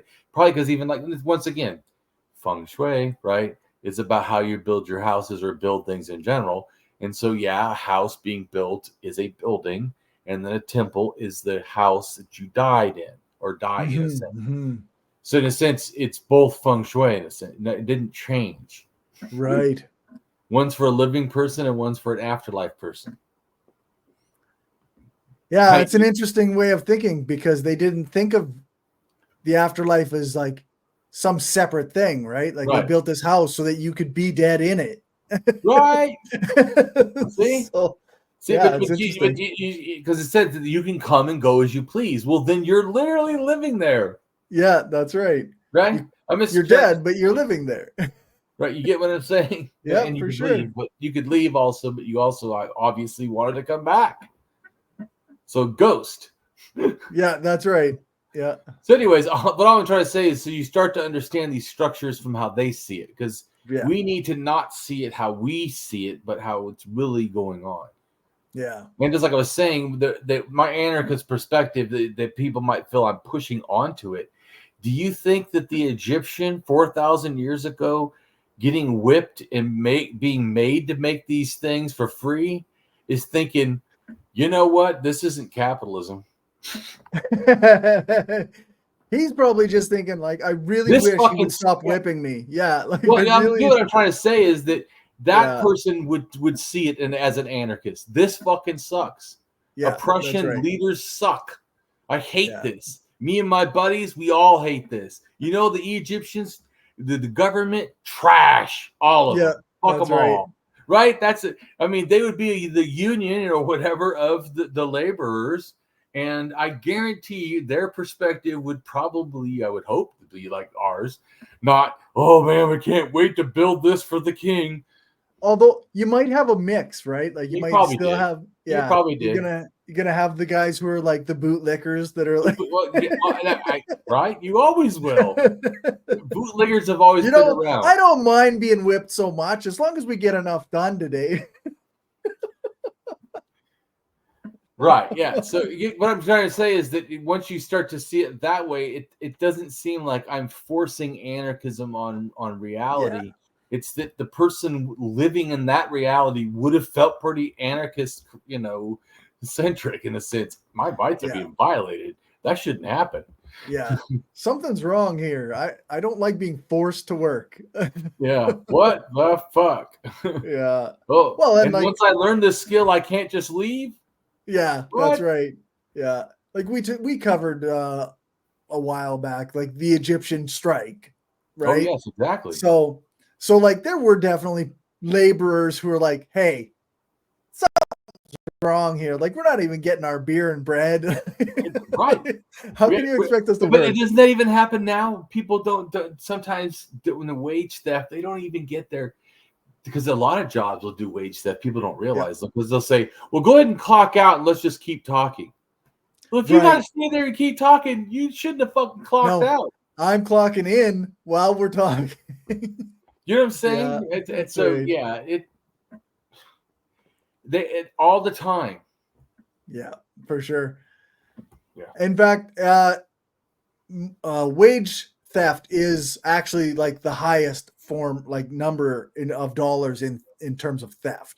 Like they like to paint a whole bunch of other things as the biggest problem, but literally wage theft from workers on behalf of employers is the highest number of dollars. Dude, I told you I was a truck driver, right? That's the job that I did, and I got injured, and then I stopped driving, and then basically I went to school, and then all of a sudden I became an atheist, and then then I became a socialist and anarchist, and fucking changed. But anyways, let's go back to the thing. So this temple, right? Even if you see the temple starts out low and then becomes bigger, right? Starts out like a platform almost, and then becomes a ziggurat. Yeah. So I'm just showing you that even back then they're evolving. What does it say before the ziggurats? Before the ziggurats there were raised platforms that date from the Ubaid period during the 6th millennium BCE. The ziggurats began as platforms, oval, rectangular, or square. The ziggurat was a mastaba-like structure. Right. So very similar. Then go down to the next thing and see it shows a platform. This is a better thing. This is Yerk. So this is Sumerian. These are not, even though they're very similar, the platform to a mastaba. Right. But it's not. It's a Sumerian one. But anyways, and then the temple I get what I'm trying to say because they start to look the same. You don't know if we're talking about Egypt. It's like no, we're talking about Samaria now. Yeah. Yeah, like it's a mastaba, but it's not because it's in Iraq, different things. Yeah. It's not in Egypt. This one's in Iraq. This is what people understand where Sumerians were. But anyways, you see it has an underground chamber just like that, and it's a whole structure, house, and everything. I mean, it's literally like the same thing. So let's go down to the next picture. Now this shows Ubaid, which is the older. See, 7,500 to 5,800 years ago. And this is, they say, the birth of urbanization, which is the birth of hierarchy, becoming even more strangulized. But the birth of urbanism, hey? Yeah. Okay. But you see how these temples, right? They start out more simple and they become more advanced. Right. Ramps and all kind of shit. Right. Yep. So we're not gonna read all that. But people should. I mean, all this stuff would explain a shit ton. And then this is the next picture is the languages, which we talked about before. But this helps to understand how the ideas to me went from, southern Siberia, North China, and Far East Russia a little tiny bit, whatever that near Japan. But that whole little area of North Asia goes down to the Middle East and over to Europe and China and over to the Americas and up to higher Siberia. That's why all these ideas and stuff moved around because it was like a hub that this happened. Okay, let's keep going. So there's a bunch of people can read on that. We're not going to deal with that another day. Next picture. So this kind of shows sort of my idea that we've kind of already talked about.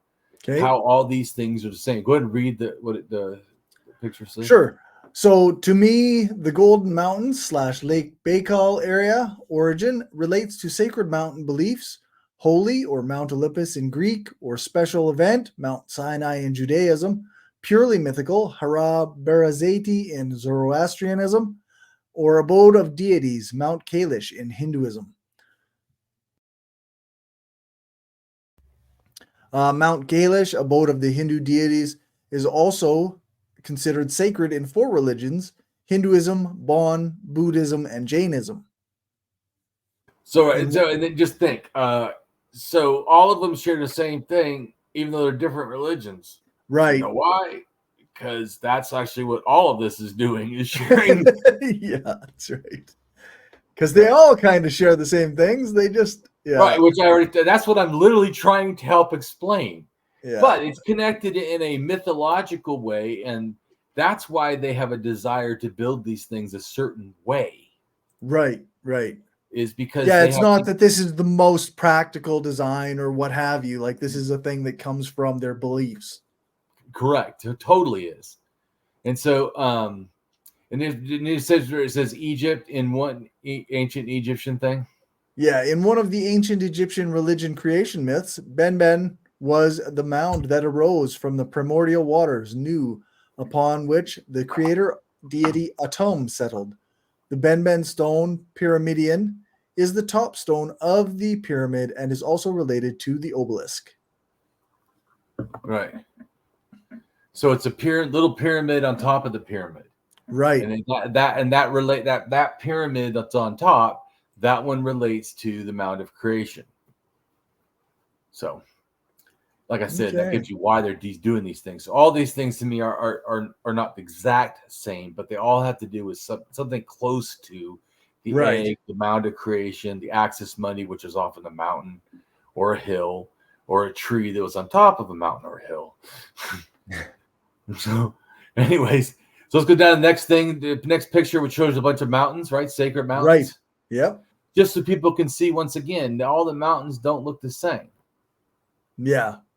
But, I mean, several of them do have really sharp points. So you can see, I could see where they could almost make a belief. I always, like even before I ever had these discussions, I always kind of thought there was a relation between the shape of a pyramid and the look of a mountain, right? Like, it got the peak up at the top and it's kind of sloped away. Like, I mean, just makes sense. Right. Well, and their beliefs are that. So it's not, it is because their belief. Anyways, so I'm just trying to show you that animistically, once again, why I think this happened. So I think that humans, when they look at, natural things and then they think that they're special, then they're copying these. Because if I show this thing on top, like the one in Altai, which is the one in Siberia, literally looks like there's all these other ones around, but this one in the middle, right? The middle one, this goes back to the Axis Mundi, which is the middle, right? The middle, the exact center is the Axis Mundi. Well, that's literally what that little thing is, right? It's in between those other ones, and it's its center, mountain. It's real sharp and looks like a little pyramid up there. Yep. Because that's in Siberia. So people saw this for sure 30,000 years ago. Yeah. So, and being animistic, I can see where, then later this kind of idea of these things. So, but like you see, most of the sacred mountains are at least pointed in some sort of way. Right. Anyway, so we'll go to the next one because I just want you to see the actual mountains. And China has a bunch of mountains too. It says mountain deities. We're not going to read all that though. There's mountain goddesses. Go down to where it says, "Why do I champion truth?" Go ahead and read that. It's under China. So there's this thing that says, I scrolled way past it already. Oh yeah. Yeah. So why do I champion truth? I don't do it to offend, but to educate. If others fear education, then maybe what they believe is fragile to the truth. My offering education for free is an example of my deep humanity. I explain the evolution of religion, starting in animism in South Africa. Then some people spread out of Africa. One branch goes to Western Europe, evolving into totemism, and another goes to Siberia, evolving into shamanism. Shamanism and totemism next mix in Central Europe, and some people head to Lake Baikal in southern Siberia. It is from there that shamanism heads to Turkey, evolving into paganism. Right, and that's just my quick rough draft. We've talked about it before, so I'm sure that doesn't feel unfamiliar to you, No, yeah, that sounds about right. right? Based on our And previous that- shows and conversations. Right. And that's me tracking DNA movements and then also tracking idea and cultural movements. Right. And be able to, you know, figure out sort of a rough draft of, you know, what happened. Yeah. And sort of when and where. Anyways, so it has nothing to do with Graham Hancock. So we're going to keep going down. Okay. Let's see. No. It's about stars. There's a bunch of stuff about stars. Okay, read this where it says, because that was a bunch of stuff we just passed about Milky Way. Read it right above the picture where it says Axis Mundi. The writing says, in some expressions of shamanism. Okay. In some expressions of shamanism, it is believed that a shaman can travel back and forth between Earth and heaven by using the Milky Way / Axis Mundi. In shamanism, it is a common belief that the Milky Way / Axis Mundi is the path souls take to reach heaven and become a star. Mounds, mountains or hills, and pyramids can also be connected with an Axis Mundi or the center of the world pole. Right. That's just kind of like off my top of my head, trying to help you grasp like what's going on. Yeah. Instead of, you know, just being told shamanism and then not like what they're doing or how they're thinking. So because I want you to start, when you see it, you start to see it yourself. Oh, okay. Right. I see what they're doing. So let's go down. The next picture is about the center of the world, Axis Mundi, sacred mountains. Mythology could relate to the Altai Mountains, which is the heart of the steppe. And you see there's two steps, the east steppe and the west steppe. And the thing in the middle is the Altai Mountains. And we already talked about this. The steppe is the pictures where it says Eurasian steppe lands, and it's in the middle, that bar in the middle. And that's just what they look like, which is really, really flat. As you see, Russia and Mongolia, they have a few like little hills, sort of. Right. You know, maybe like probably like Saskatchewan or something, where it has a little bit, yeah. It depends where you are, but yeah. Well, I'm just making a comment. So it's a little something. Sure. But anyways, but basically nothing. So they're coming up to these mountains that have freaking snow on them and are huge as hell. It would literally, like we already talked about, this be impressive. And anyone would think, if you're used to everything being flat, that this has to be heaven or whatever. This, I mean, what the heck? What is this? You know what I'm saying? It would just blow your mind.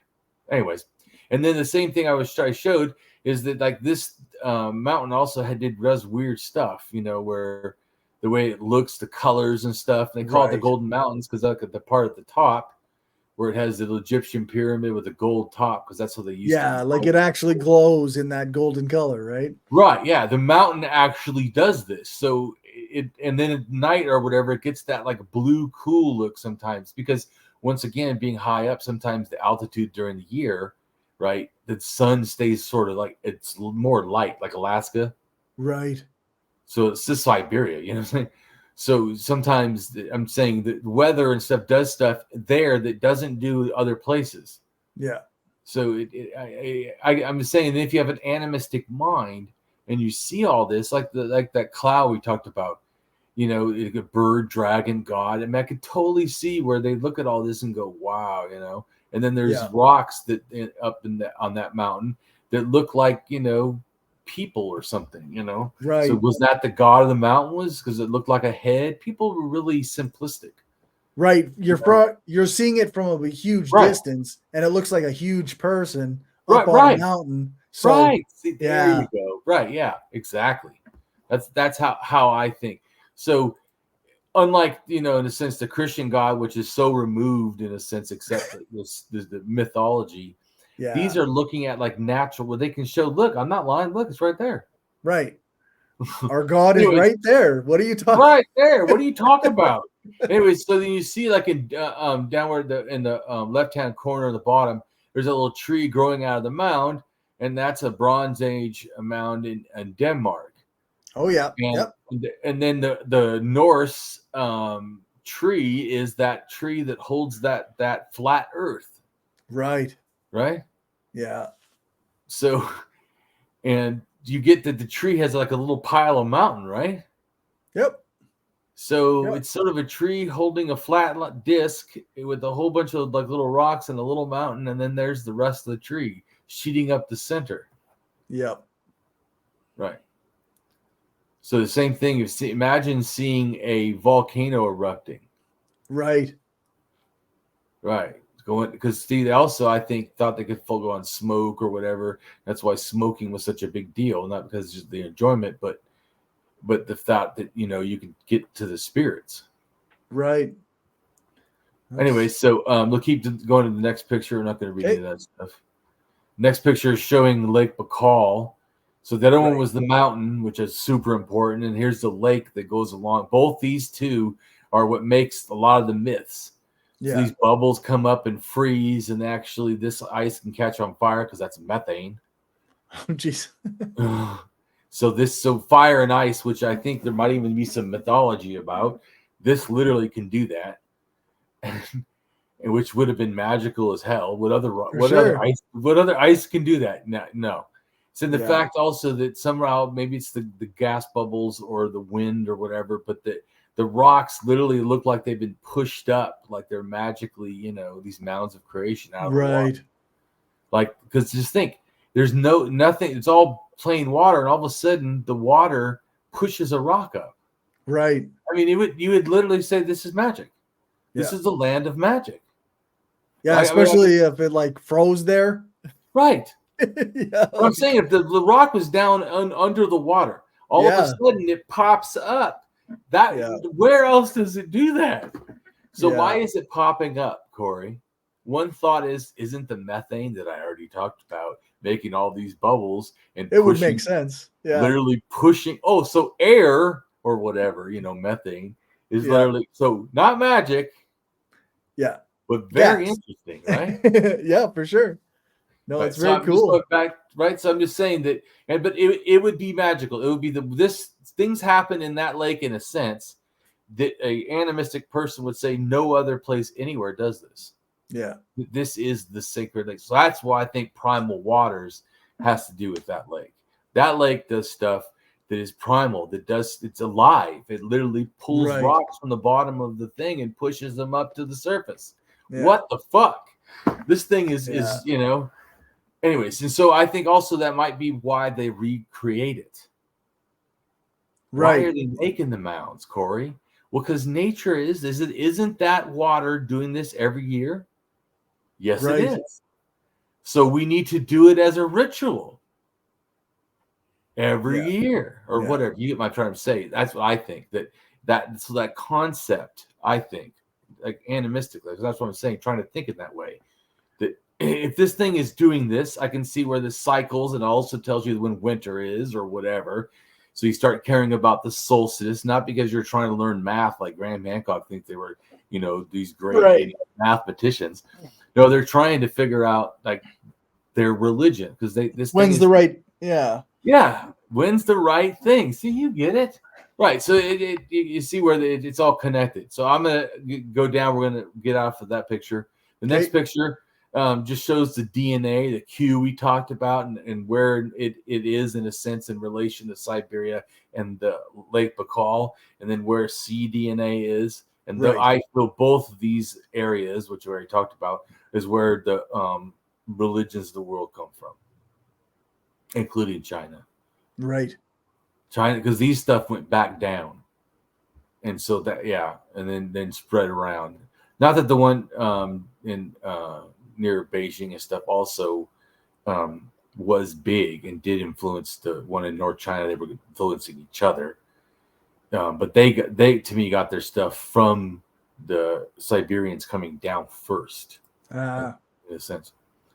But anyway, so these different DNA. So then this one also shows Lake Baikal's in a sense monster or snake or even fox. Right, this almost could look like a fox, which there are a lot of fox deities, or a coyote even, you could say. Right. But this also could be a water monster, right, or a They call in China those figurines in the Hongsheng culture. They call them pig dragons. Right. Anyways, but I'm just saying, so you can see where there is in the water in a little mound, right? So you can totally see where people think, oh wow, that has to do with the Mound of Creation story. I mean, I Yeah. think Yep. it's a plausible. And so then the Hongshan culture, this next picture, they had their pyramids, a step pyramid, pyramidal shaped, tomb structure. And then they also had ones that looked like Kurgans. Right. And they're bearing royalty. They're all these artifacts. Everybody didn't get that. So once again, hierarchy. Yep. So go ahead and read Chinese shamanism. Chinese shamanism, alternatively called Wuism, refers to the shamanic religious tradition of China. Its features are especially connected to the ancient Neolithic cultures, such as the Hongshan culture. Chinese shamanic traditions are intrinsic to Chinese folk religion. The Hongshan culture DNA haplogroup-based N subclade, it found that DNA samples from 63% of the combined samples from the various Hongshan archaeological sites belong to the subclade N1. Now pause for a second. Yeah. So this is super important because it later becomes Turkic languages at 5,000, right? And it becomes Korean at 5,000, or what later the people moved to Korea. They might have had some Proto-Korean, whatever, something. Okay. At 5,500. So they left this area. So what these N people are the ones. So they make up the largest. I think it's 63%. So there was other DNA there besides N, the males we're talking about, N males, and but those males were 63%. So they're the majority of the language. So when you say where did Turkic come from? Well, it came originally from this source. Okay. Which is called Trans-Eurasian now. But anyway, so that's the Trans-Eurasian source, the Hongshan culture. So the religion and the stuff China that matches is matching the same stuff that matches Turkic and Mongolic and Korean and Japan. It's all matching language-wise. And religion-wise, it's also they have connection, and then DNA-wise. You know what I'm saying? So you start to whenever you triangulation, instead of the lack of evidence that Graham Hancock and just superstitions out of nothing, I'm showing you is triangulating all this stuff. Yeah. The religion, the DNA, this is all occurring at the same stuff. So we don't have to guess. Right. And then says these Chinese stuff is rooted in shamanism, ritual masters. And then it says, like as in Taoism, the Chinese shamanism, it developed around the pursuit of lifelong or status of Exin, which is mountain man, holy man. But do you see once again how it's talking about mountains? So shamanism is connected to the concept of mountains, which I've told you before. Yep. But so you start to understand what all this stuff is hinting to you. Yeah. So would the mountain man religion really be starting in the flatlands? Probably not. Yeah, I don't think so.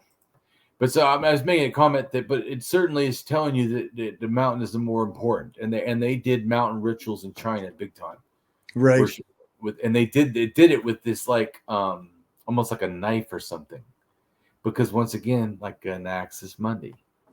So you're giving them in a sense what it is, which is the center of the world. Even China sees itself as the center kingdom or something like that. But anyway, so and then feng shui, go ahead and read this, is called Chinese. Okay. Yeah, Chinese feng shui, sometimes called Chinese geomancy, is a traditional form of geomancy that originated in ancient China and claims to use energy forces to harmonize individuals with their surrounding environment. The term feng shui means literally wind water, i.e. fluid. From ancient times, landscapes and bodies of water were thought to direct the flow of the universal qi, cosmic current, or energy. Yes. Yeah. The reason is because they thought the whole universe was water. So in a sense, we already talked about the flat earth floats on like a world of water. Right. Like when people say like the world turtle, well, they always go, how many turtles down? That's a total misunderstanding. You need to see it more like the Native American. the turtle is in water. Yeah. Right? Yeah. Water. What is it doing? It's not floating in the air as people have drawn it or conceived it. Wrong. Right. Think of it back as the original myth, the one where it's in the water. Then it doesn't, Yeah. it's more, just animistic and not really mythic. Right. Yeah, it's 'Cause just a turtle floating in the water, right?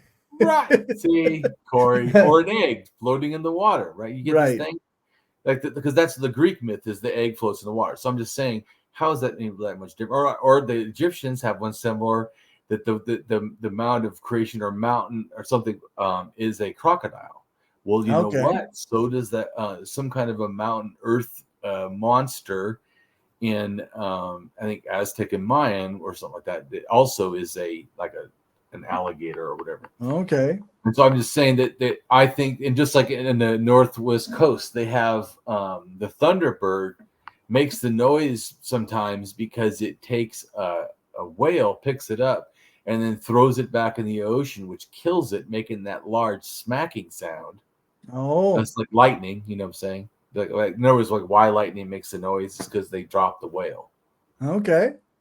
Anyway, my point though is that, it's more than that, because then they says, oh, they gave the people the whale to eat in a sense. So it's washing up on the shore as a mound on the shore. I'm just making the comment. I could see where maybe that once again it might have to do with the mounds. Okay.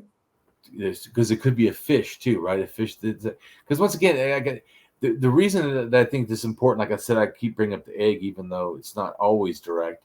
Although Atum, which is supposedly the sun that comes down on the pyramid, right?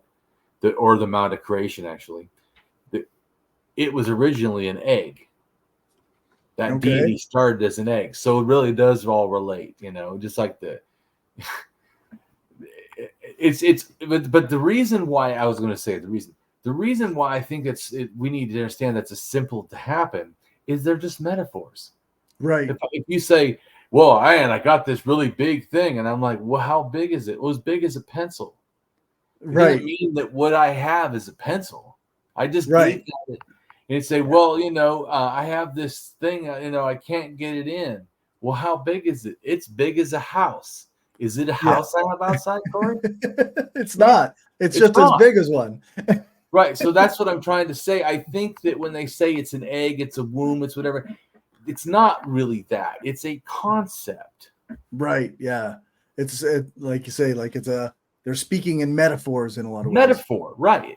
I think maybe sometimes people take them literally, but I think it was speaking in a kind of metaphor. Yeah.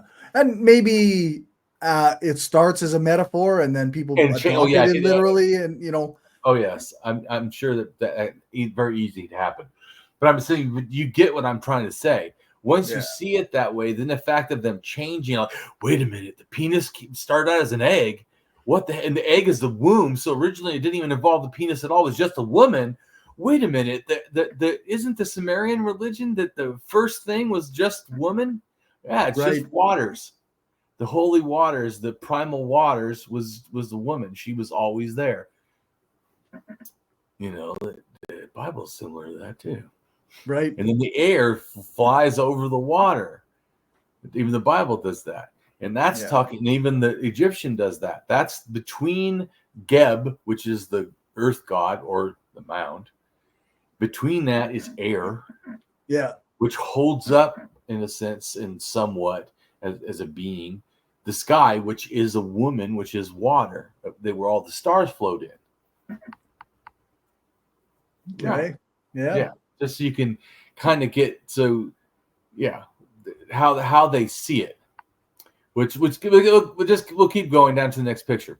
Okay. So the next picture is talking about the turtle and has the sky, earth diver where the woman falls through the hole in the sky, sometimes because the axis Mundi tree fell over and made a hole in the sky. And sky woman falls and the birds help her sometimes. And then animals sometimes try and fail to put the dirt or find somewhere to do it. And sometimes it's not always a turtle that's being built on. Sometimes it could be some other animal. But the hope, and sometimes the things do it itself. Anyways, or just a few animals, and sometimes there's no woman. All these stories can be like different, but as you see, they're really kind of similar.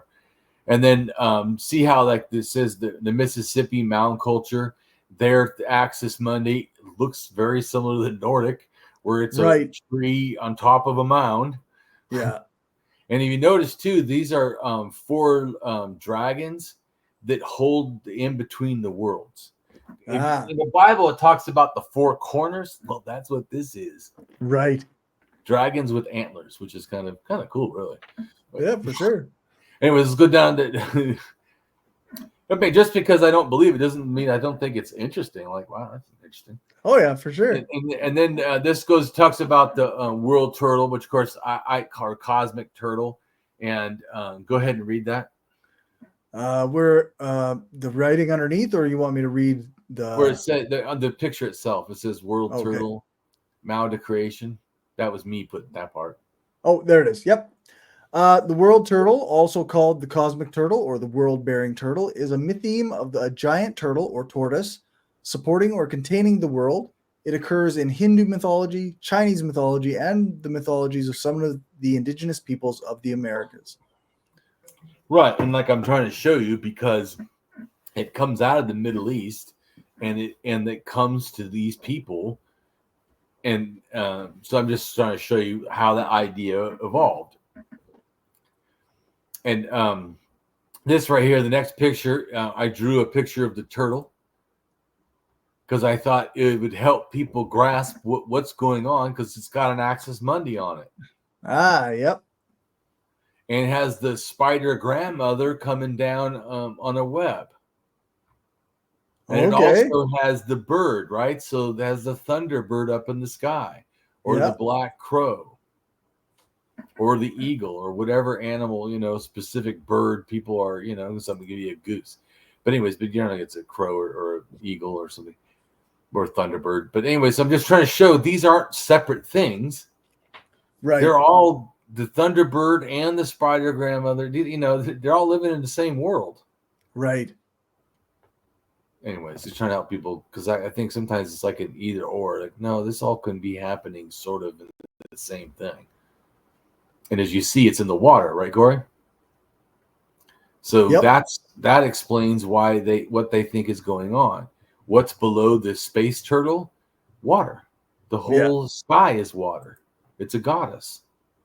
Anyways, so and then there's a real snapping turtle next to it, just to give you a reference that if they could have once again just looked at nature and went, "Wow, that's an explanation." Right. Because it literally does kind of occur in nature, or something that looks, right? Yeah. You saw that, you're like, holy shit, that's it. That's pretty funny, eh? Right? I'm trying to help, because I know this stuff can be hard, so I'm trying to make it easier. Next one we'll go down is Turtle Island. Go ahead and read that. Okay. Turtle Island is a name for Earth or North America used by some American indigenous peoples, as well as by some indigenous rights activists. The name is based on a creation myth common to several indigenous peoples of the northeastern woodlands of North America. It's drawn so you can kind of understand why they think it's a turtle. Yeah. Anyways, we're going to go down to the next thing, because once again, it's kind of an animistic mind. When you understand like the shape of the thing, it gives you a concept of the stuff. They did start in the north and go south, and people, also kind of went back up, and people interacted at long. People think the Americas like that they weren't doing anything. Thousands of miles they were trading ideas.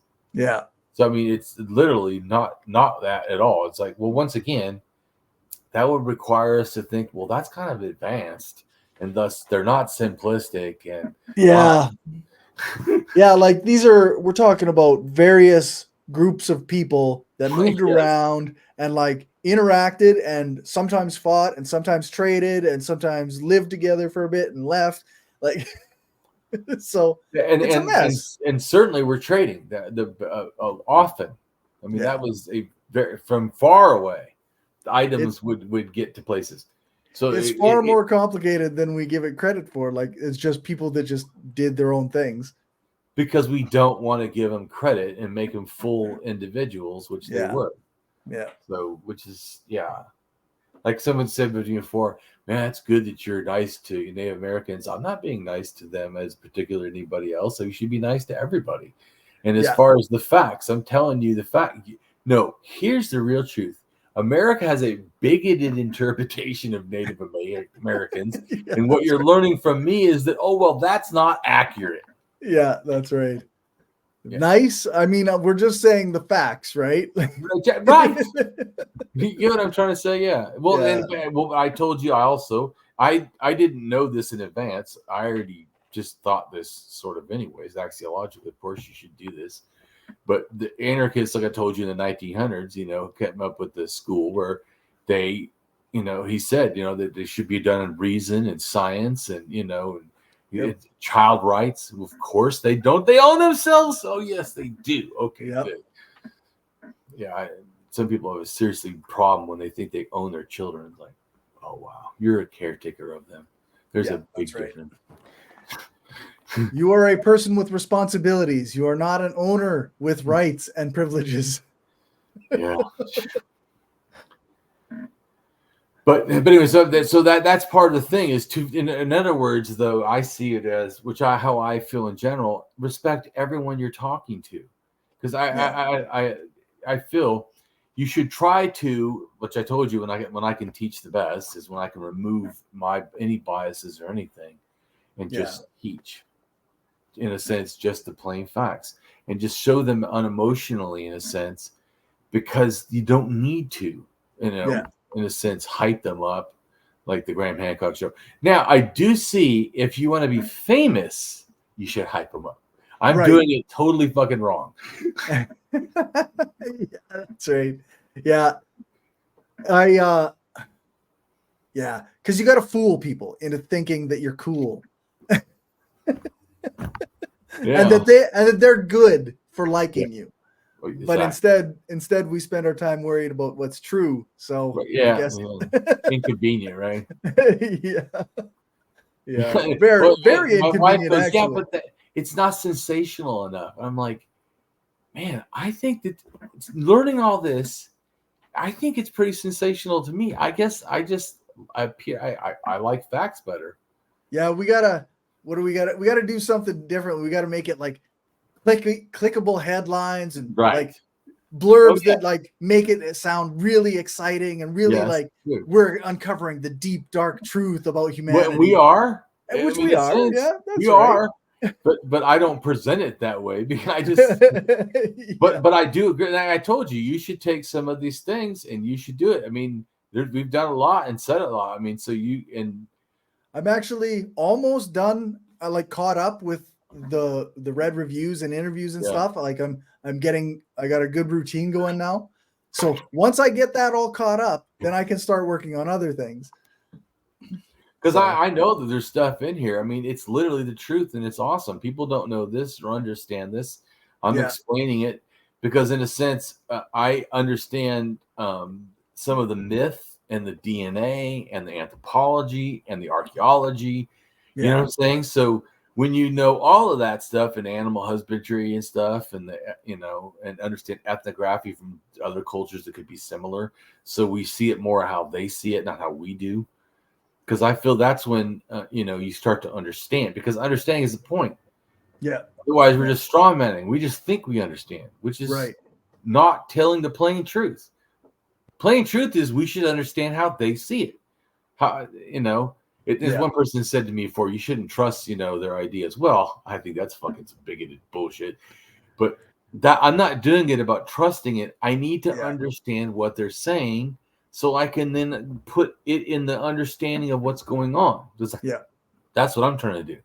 Because my biggest thing is to expose the evolution of religion, which is what I think I do well. Yeah. But yeah, I know, not sensational enough, obviously. I know, we could work on that when eventually start making it clickbait worthy. Yeah, true. Well, we're gonna be doing a show on Corey's channel because live, because I want to be able to answer questions or just you and me talk back and forth, because you've now learned a lot of stuff and we can talk about it. Yeah, Yeah, I think it'd be good to have like if some people from this audience that watch these videos come on and ask questions that maybe came up in their head while they're watching some of this stuff that like maybe we don't address in our next video or what have you. Like so it'd be good to have audience questions for sure. Yeah, or your audience that maybe has never heard any of this would certainly have lots of questions, and you may even have some answers your own, because I think you're starting to get it. Sometimes I get it. Right? Yeah, I've been using my. Oh, go ahead. Well, I was saying you're starting like how to see it, like this Yeah. next picture, right? You now see eggs and stuff. Do you see them as simple as you saw, the idea of an egg before, or laughable? You start to go, like okay. It's definitely like a part of the whole thing, right? Like you go like the Earth Mound and the creation myths and Right, yes. and the way that they portray like the snake eating the egg and whatnot. I feel like it's all right, and they have that in a sense, they have that in which is the water, right, because the snake is the water. Just like you see the other picture, right, where there's the dragon, same thing. The dragon, and then there's water, and then there's egg floating in the crooks of the dragon. So the dragon is the water. So let's go to the next picture. Next picture. Oh, there's the water. Oh, and the egg. Yep.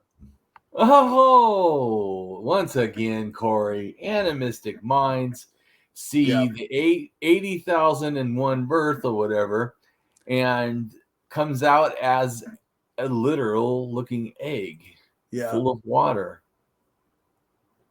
Yep. Which it would stand to reason that as early peoples saw this once in, a blue moon or whatever, but they could say like, okay, but this must be what it's like generally, right? Like they could apply that to a broader. That is, I think, exactly what they did. This must happen all the time, but it usually breaks so we don't see it. Yeah, that's right.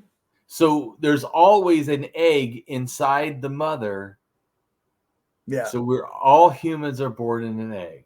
Yeah, for sure. Now you understand how God also could be an egg, and how the egg often gave birth to gods or to the first humans. Well, they're like, oh, that's crazy. Oh, they're foolish. I'm like, maybe not so crazy. They drew upon the evidence they had to make conclusions that they could. Right. And I have a meme that says that, in a sense. It says that religion started, I think, in wonder. And they started just trying to understand, and they took natural evidence and would track the things, the sun or the moon or whatever. It would the ground, the water. They became very aware. But at some point, when science stepped in, religion became an enemy of the science or the truth. And so that, to me, is the issue, that the difference. So at that point, from that point, because people, this going back to like atheists, will like, well, religion has always been about lies. I think from that point, it sure fucking did. Right. Yeah, because it stopped following and being based on what they could perceive, right? Exactly, Corey. Exactly. So even there could be, some younger, but I do think also they started to go away from that too, because they started to make more gods and then Jesus and all this, and less about the nature that they were looking at. So you get my saying, although that stuff all kind of comes from that anyways, originally. But you get what I'm gonna say. So let's go to the next one. But you're starting to see the egg better now. Yep, for sure. Right. And that's what I've been trying to do, is help people grasp how I see it and why I don't think it's that crazy. It's just wrong, but it's not crazy. Yeah. You know what I'm saying? Well, I want to say this again, because there's people that go look at the what they call primitive religion people and stuff, and they're like, oh, those people are crazy. Look at them, worshiping chickens and eggs and all, you get what I'm trying to say. Yeah. And well, that's actually, to me, more reasonable than the Jesus shit. Yeah, that's right. I had a conversation with a guy the other day, and he's a Christian of a sort, but what his thing is, like, Jesus lived, died, and was raised, and that's all just facts to him. Yeah, none like, of that is a for sure fact. But well, even if a Jesus did live and die, he didn't raise again. That's the is thing. a fact. That's the thing. Yeah, that's the fact that Because I know some atheists people don't really come back to death life. No, because I know some atheists try to really debunk Jesus. I don't know that I buy that Jesus is in a sense was never a person. It My doesn't. point is, does it really matter? It Yeah. could have been a human that would say who know what the fuck, and we know he didn't write anything. So all this stuff about what he wanted, he didn't write anything. So I'm gonna throw this out there: he didn't want anything because he didn't write it. If he wanted it, couldn't he fucking wrote it and just said, "Hey, I would like Paul to do all the stuff and everything Paul thinks I support." He could have said that, right? Even just wrote that one little sentence. He wrote nothing. So just to clarify for the people that talk about all Jesus said and how important Jesus' words are. Oh, it's so important. You need to read the red lettering in the Bible or whatever, which they used to do. Is for Jesus's words. Because he cared about his words so much, he never told anyone to write them down. So let's recap. Jesus never wrote one word. Yeah. And to be further truthful, he never asked anyone, please write my words. Right. So he never asked for it. Let's hold on. He never said, finish that and call it the Bible. Right. Never did it. Oh, so that's Go figure. Truth, right? Yeah. That's a truth, even if you believed all the other stuff. That's right. Never said it. Yeah. Yeah. It was just other people writing things down and attributing it to him. And just right, Corey. I mean, let's just slow down. Yeah. Think rationally. What do we really have? What does that mean? Anyways, let's go to the next picture. Next picture is showing the movement of the Dolmens and how everything kind of connects both the Americas and, Asia and Europe and the Middle East and stuff. Yep. We're not going to spend a long time. We'll keep going. There's not about Dolmens. The next picture is about going back to Africa. This talks about the DNA that we talked about, where the R1b V88 and the J DNA JP58 or J1E 10,000 years ago, and then we see Egypt though wasn't until 5,150 that it had its first dynasty. The proto one's about 5,500. Like the time that it moved out of Lake Chad. Oh, yeah. So the ideas came in, went to Lake Chad, then came over, and then became Egypt. But it also, in a sense, became Nubia. The ideas. You see how they're really not that sort of, different. Right. Right, because once again, people moved around. So anyways, but this just gives you an idea. And then you see that it also goes down and becomes Bantu. The ideas. Right. Yeah. And then also that's the first iron melting. See it there, 4,000. Yeah. So we know these people had a totally effect on that. And then they also had effect on the Western Africa. Because they went over there too. Yeah. Anyways. That area, right? See that pink thing? That's a pyramid and a sphinx or something. Right. Zinder pyramid and sphinx. Yeah, it's 5,000 years old or something, close to that, 4,000 something. Right. Which could be maybe older than the pyramids in Egypt. Oh, so the ideas could have came from here? Wait a minute. Oh, you mean like the people did? Oh, did they bring their ideas with them, Corey? No, they left them at home, and it was just a coincidence. Yeah. So, but anyways, but you see, so these are how the ideas moved, and how a lot of it relates, and it wasn't just one thing. Like I said, more than one thing happened. Anyways, and then you see 7,000 years ago, there's that turtle right under his pelvis, so it's really I think right there. And you also know that 7,000 also is a time where the man has these fang teeth. Right. Right. Probably like he's the Snake King or something. Who knows? Then the next picture, because we're getting closer to hierarchy. Okay. So the next picture, it shows the origin of the Kurgans. The 7,000 years ago, Kurgan in western Siberia near the Yenisei River. And then the Yenisei is where the language of the Yinsen comes from. And that's QDNA. That, remember? Yep. It later becomes the Ket people, and it's the same language and culture as the people in the Americas. And I think also the Sumerians. And this is how, right? So if this is the people we're talking about, right? And then you see they went to the Americas. Well, you see they also went the other way into the Middle East. Right. Right? They can go into that one culture where there's the fortifications, and I think which is hierarchy and violence and all that. Yep. And then those fortifications become part of Europe about 7,000 years ago. Yep. So they moved in there, which that's what the arrows are showing, the ideas and the people and the stuff. Yep. And then the S culture, the Samara, they make a Kurgan 7,000. So okay, and they have the pottery and the fortification and the kings or pre-kings or whatever. And then they go send their ideas south. Yep. Like I remember I talked about. And then that culture, not the same as the one above, but that culture then relates to Samaria and to Egypt. Right. And their first mound was 6,000.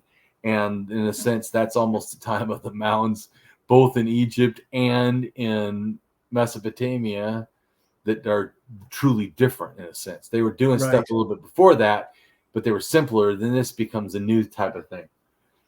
So I think that has a big effect on what becomes later. Plus, I think that's where they're getting the mountain beliefs. Right. Right. So the people from Siberia who have the mountain beliefs and the shamanism and all that sends that stuff down. And that's how you get Egypt all of a sudden them in the flatlands with mountain beliefs, with snow on top of the mountains. Where the heck are they to get snow on top of the mountain? Come on. So let's go down to the next picture. And that shows the where the Kurgans went, and then where that green part is where everyone says the Kurgan cultures are from. I'm showing, well, I don't know if it's right to say that's where they're from. Right. But anyway, so then the next picture shows the Samara culture, and which is the one in the red, and then the black ring around it is the next culture, who also does Kurgans, but they consider that culture to be closer to the real Kurgan. Like the other ones, they consider like a pre-Kurgan sort of, but it's still a Kurgan, which is like a mound, like kind of like a mound or similar to the Masaba, similar stuff. So, but I'm just showing you that their ideas and what they're doing, and that then becomes the Yamana culture. At 5,000 is invading Europe and becomes, German and Norwegian, Swedish, English, French, Italian, Spanish, Greek, Roman, all that, Nordic, all that, Celt, all that. Just so you know, that's what. So these people who did this, them do all this, and then later you have the Vikings doing, mound burials of boats. Not a shocker, since all this is, Yeah. Look, we're gonna keep going down to the next one. Next one just shows you different things, and the number 3 is shows you a pyramid, and then it shows you it was a mastaba first, and then a little bit the color. The next blue is the next size, and then the little dark blue is because that's an even bigger thing they added. But then they didn't like that, so then they made a little pyramid, and then they made a bigger one. So these people that like Graham Hancock, it couldn't have figured it out. It would have had to take it in stages and whatever.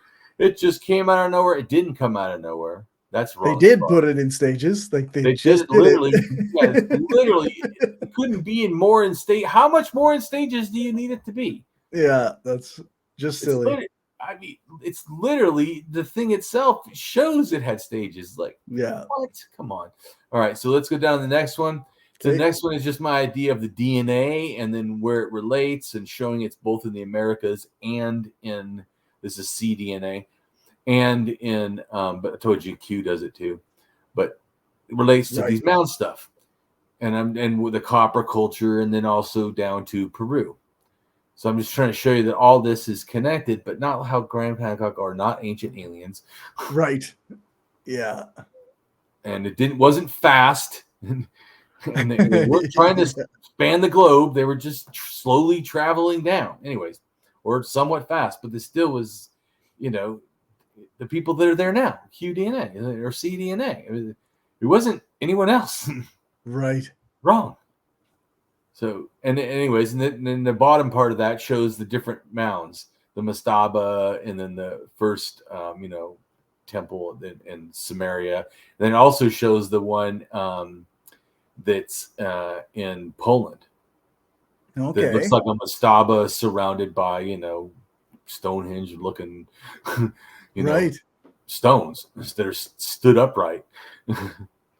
Anyways, and it shows one in Ireland is also a bunch of stones stood upright. These things are really, and can't they be round sometimes, Corey? It sure looks like they can. Remember when you read the first thing at the top? Remember it said it can be rectangles, ovals, or See it, right? I'm just trying to show you, because some people have told me, well, Damien, you're trying to say these things that are rectangles also relates to this oval. I'm like, literally the ones that did that.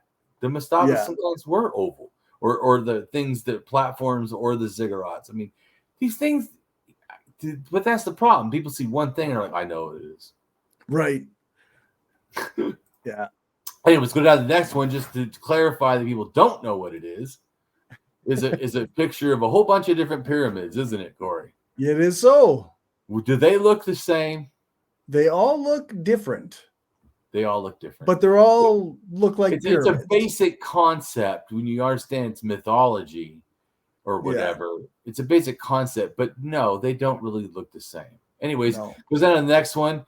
It shows, the white temple, and you see how it looks like it's a rectangle, but if you look at it from the top, it sort of doesn't look like a rectangle no more. Right. So maybe it's just your perception of a drawing that had a misinterpretation of what was actually going on. Yeah.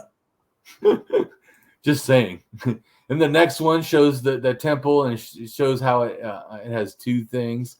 So it's got courts outside, kind of like the temples later. And then look at the next one is another ziggurat, but that's different looking, right? It looks like a step pyramid. Yeah. Yeah. So they changed, Corey. They're all still related to the same thing, but they changed. And I'm not putting them together. Someone else did that. Right. I'm just, also to show you that there's all called ziggurats, right? Yeah. So just trying to help you grasp. So like I said, that all this kind of relates, even you're thinking, oh no, there's different shapes and stuff. Yeah, but that's because you're limiting what you think they did. Right. Anyway, so next one shows the white temple and a little bit more artistic to get the sort of 3D effect. Right. Right. It's a big temple thing. Yeah, for sure. There's also a ziggurat, right, at Eridu. So go ahead and read Eridu Genesis, or the Sumerian creation myth. Ah, there it is. Eridu Genesis, also called the Sumerian creation myth, Sumerian flood story, and the Sumerian deluge myth, offers a description of the story surrounding how humanity was created by the gods, how the office of kingship entered human civilization, the circumstances leading to the origins of the first cities, and the global flood. Other Sumerian creation myths include the Barton cylinder, the debate between sheep and grain, and the debate between winter and summer, also found at Nippur. Related flood myths occur in the Epic of Gilgamesh and the Genesis creation narrative. Oh, wait a minute. I thought the Bible was special. Yeah, right. I remember this one guy, he wrote a book. I wanted to laugh. This guy goes, oh, you have to read this. This guy's atheist. He wrote this amazing book about God. Oh, yeah. He says that in the hot areas, the gods are more angry. And in the colder areas, the gods were less angry. I'm like, okay, so he doesn't know what the fuck he's talking about. Thank you for playing. Next contestant. What the fuck? No, wrong. What the fuck are you talking about? No. Yeah.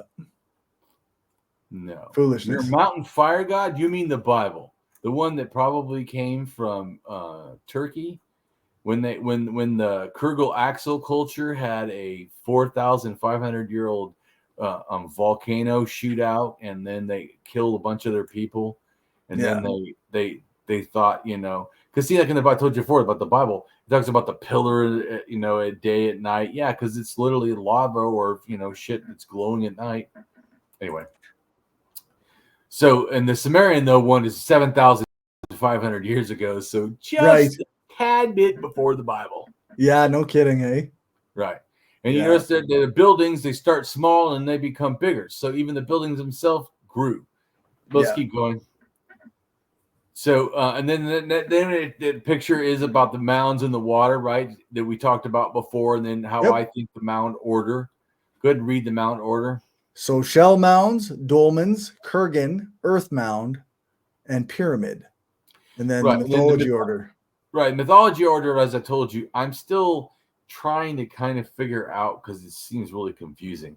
But I am starting to feel that the egg definitely, I think I had that correct, because the Hindu deity that starts out, or it now is considered to be a penis in a sense, starts out as a womb, but actually before that it's an egg, which we already see that we can see why they thought that.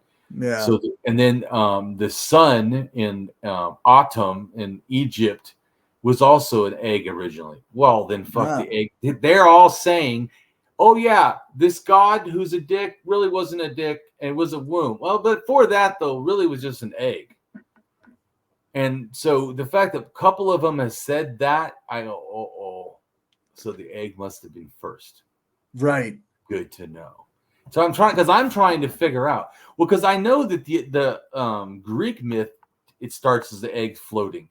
So I mean, but the Greek is like 2000. So I need to know, that could have changed. I don't want to be the Grant Hancock and just jump. Well, it just seems like it would be the old. No, seems is not a good word to me. Right. No. Yeah. Unless it's got a reason that it seems that way. Yeah. So that's what I'm trying to explain to you is the reasons why I think that. Because it said, for the reason the Egyptian thing says everything started in primordial waters, which was a goddess, meaning that it was a woman first, that was uncreated, thus eternal. So she was always there. Right. Which, the Bible says the male god is eternal, always there. Anyways, so primordial water. So I know that has to, and then it's the same thing in Hinduism and the same thing in Greek, and it's all this and Sumerian. So, and even you have the myth in a sense, the earth diver, right, or the world turtle. First, it's just water, and then the turtle has to come and offer itself, or the mound has to be built even on the turtle. The turtle's not enough; you still got to build the mound, right. So it still involves construction in a sense. Right? Yeah. Anyways, so you still have to build them out, even though there's a turtle. That's not a good enough to build them out. Anyways, until later, it just becomes a god. But as we know, that wasn't a god. It was a mound. Really, it was an egg. It really wasn't an egg, sort of, by itself. It was kind of the concept of a womb, which is why you understand. Oh, well, and that's why it birthed something. Right. And this also, I think, goes back to the thing which.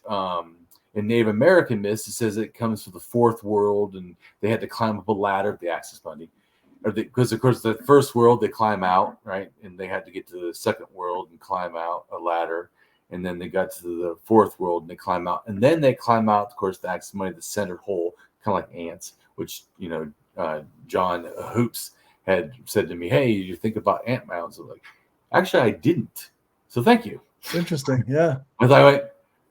Yeah, that helps, especially with to me the Native American one, because they're coming out of the earth. So then, and you could definitely see where an ant mound. Oh well, yeah, that makes a shit ton of sense actually. Yeah, and even in Africa, they were different places. They ants can make humongous mounds, and sometimes they can make thousands a year. Whatever, keep making the same mound or whatever. Right. So, which is in a sense what Native Americans sort of do, right? They made several mounds generationally, and even these temples stuff takes a long time. So, anyways, go back to the thing. So the next picture, is supposed to be the Egyptian, in a sense, Mound of Creation, right? Which is the axis mundi and all that. Go ahead and read that.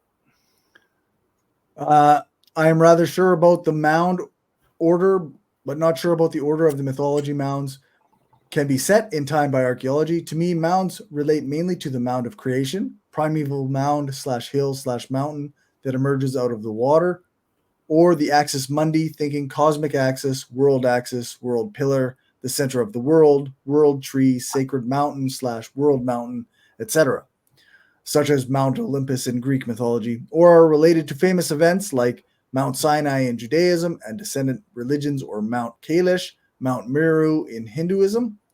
In some cases, the sacred mountain is purely mythical, like in Harabarazati in Zoroastrianism. Mount Kailash is believed to be the abode of the deities Shiva and Parvati, and is considered sacred in 4 religions: Hinduism, Bon, Buddhism, and Jainism. Volcanoes such as the Mount Etna in Italy were also considered sacred. Mount Etna is believed to have been the home of Vulcan, the Roman god of fire and the forge. Right. So you start to see that a lot of this stuff has a similar type of thinking. Then you go down to the next picture, right? Which is, we read this last time, but we're not going to read it. I'm just saying, but these are the creation myths, and all of them, in a sense, are in water. Right. And then and then if you notice the second one, right? Egypt has mountains with snow on it. Now the one in India with snow on it, well, there is mountains near where India is. So right. Egypt, like, where are you getting, except the Cossack Mountains, getting these mountains? Right. Anyways, just to remind people. But then go down to the next picture, and I put one together because I felt people really aren't getting that everybody's thinking the same. It's not just, well, the Middle East people had this belief that the earth was flat. And I'm like, people all over the world have this belief that the world was flat because all the ideas moved all over the world. You know, people brought their brain with them, right, Corey? That's what you talked about this. Yep, that's right. So this has Egyptian, Sumerian, Hebrew, Hindu, Mayan, Incan, Navajo, Norse, and they're all really kind of flat earths, floating in water or held up by a tree like a Norse, or on turtle like Hindu, but still that thing, that snake around it is not attacking it. It's the water. Like the Hebrew one and the Sumerian one and the Egyptian one. Yeah. Yeah.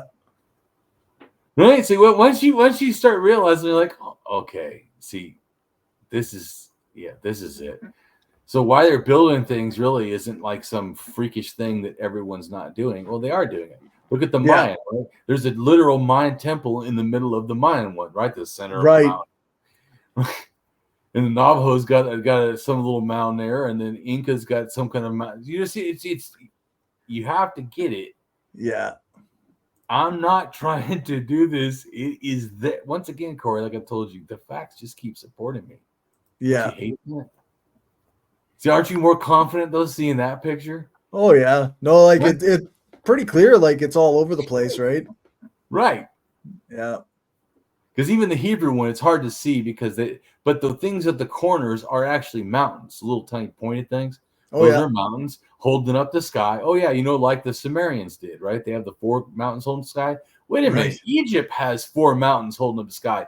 Wait a minute, are people copying here?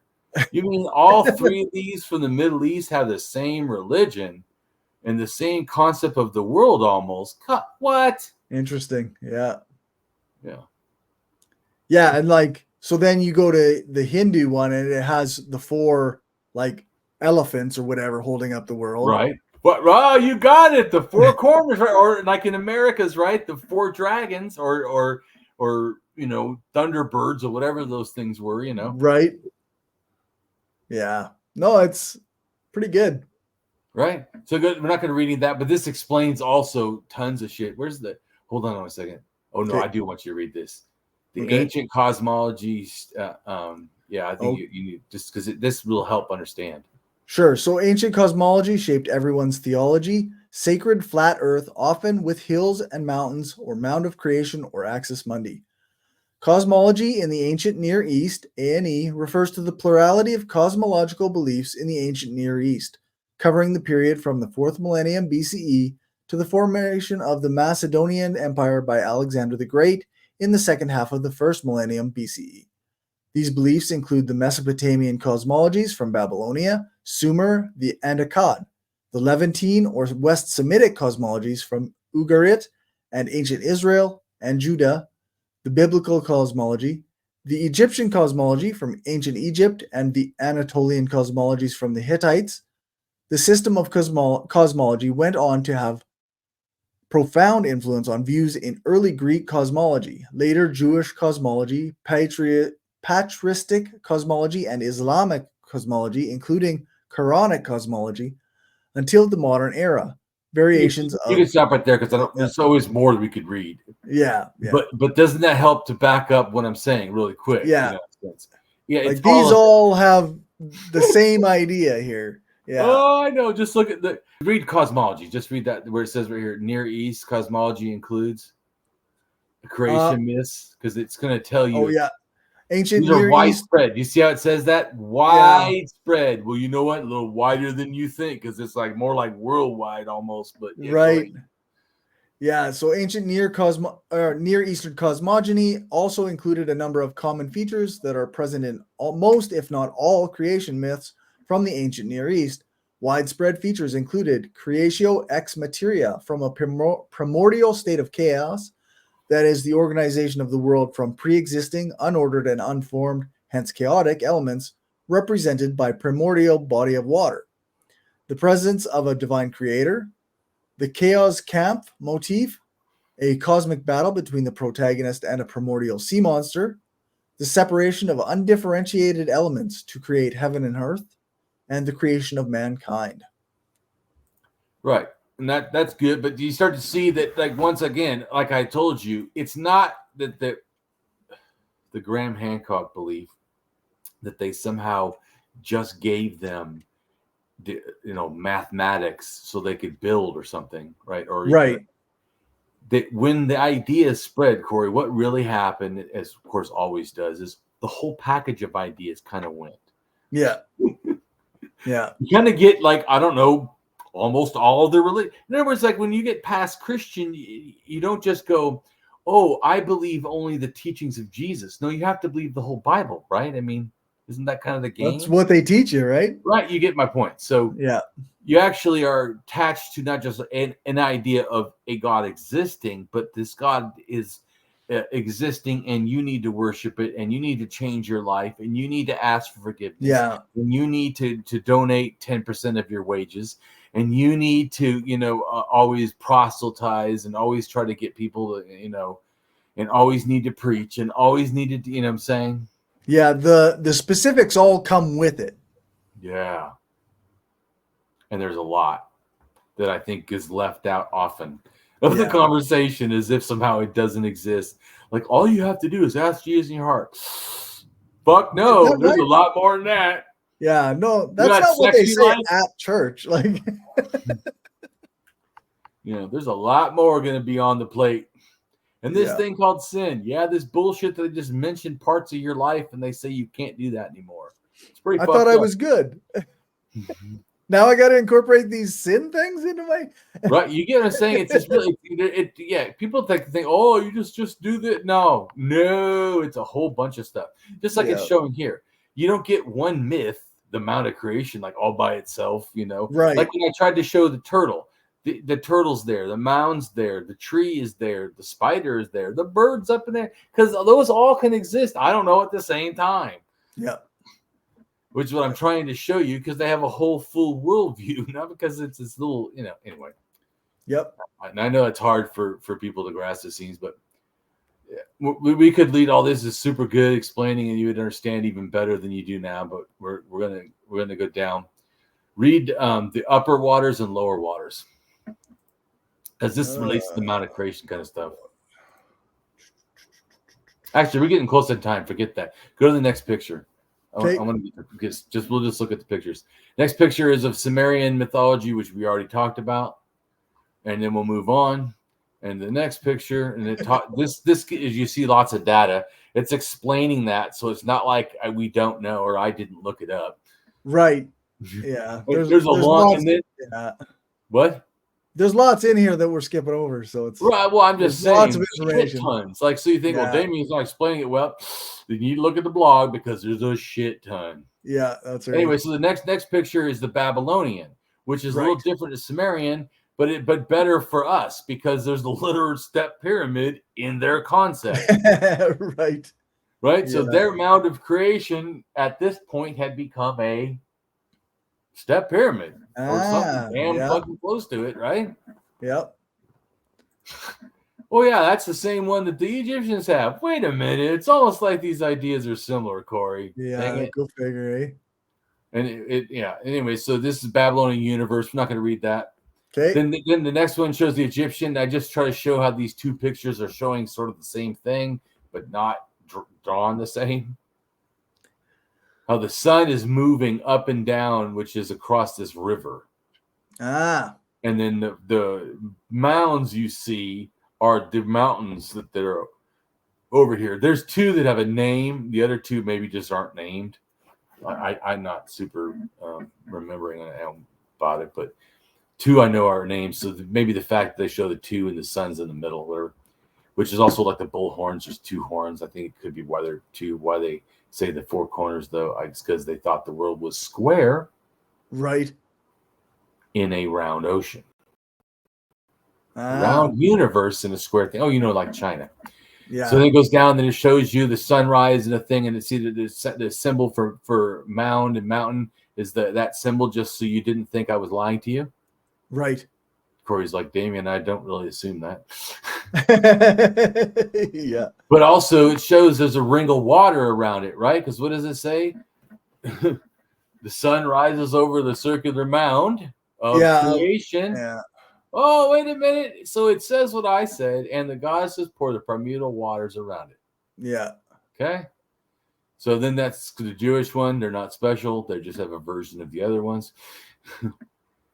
And right. So, but you see too that when some people I've heard try to tell me, oh, all the religion comes straight from and they talking about Israel.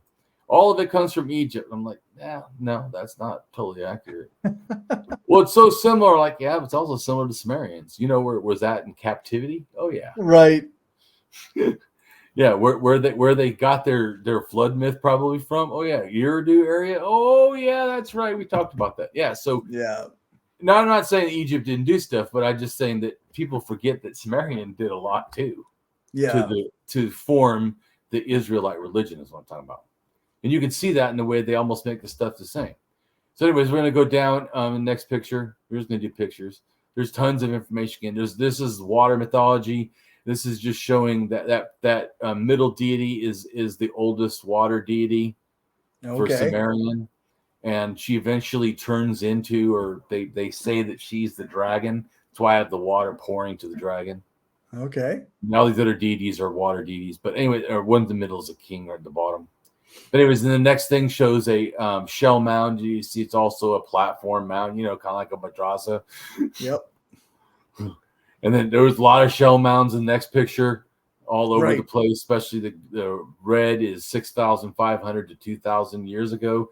That's what the red circles mean, that there was shell mounds, like those mastabas, kind of things, those platforms. Oh, yeah. Corey remembers those now. Yeah, eventually those become step pyramids. Oh, yeah.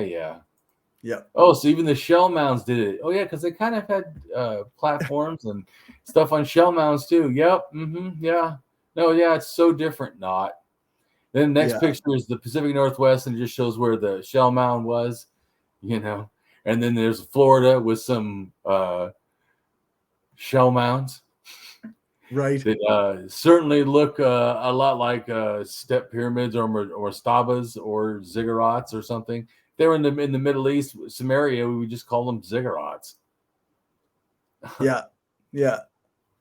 Or whatever, or stabas. Because they look like ziggurats or whatever, right? Right. So they're like, so I'm just showing you that the concepts are the same. It's not the similar, I think, all building technology. It's the concept of what their religion, which we already showed. Yeah. And so here's the next mound. We'll go to it's the Cahokia.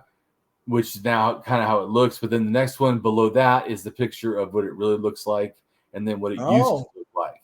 Right. And then where in Illinois is where see how it looks like a temple, right? It even has two steps, doesn't it? Yep. Right? That's crazy. 2 tiers, right? One ramp, and then another thing built up, and then a temple on top of that, right? Yep. Yeah. Well, that's all crazy. dirt. Is that not crazy?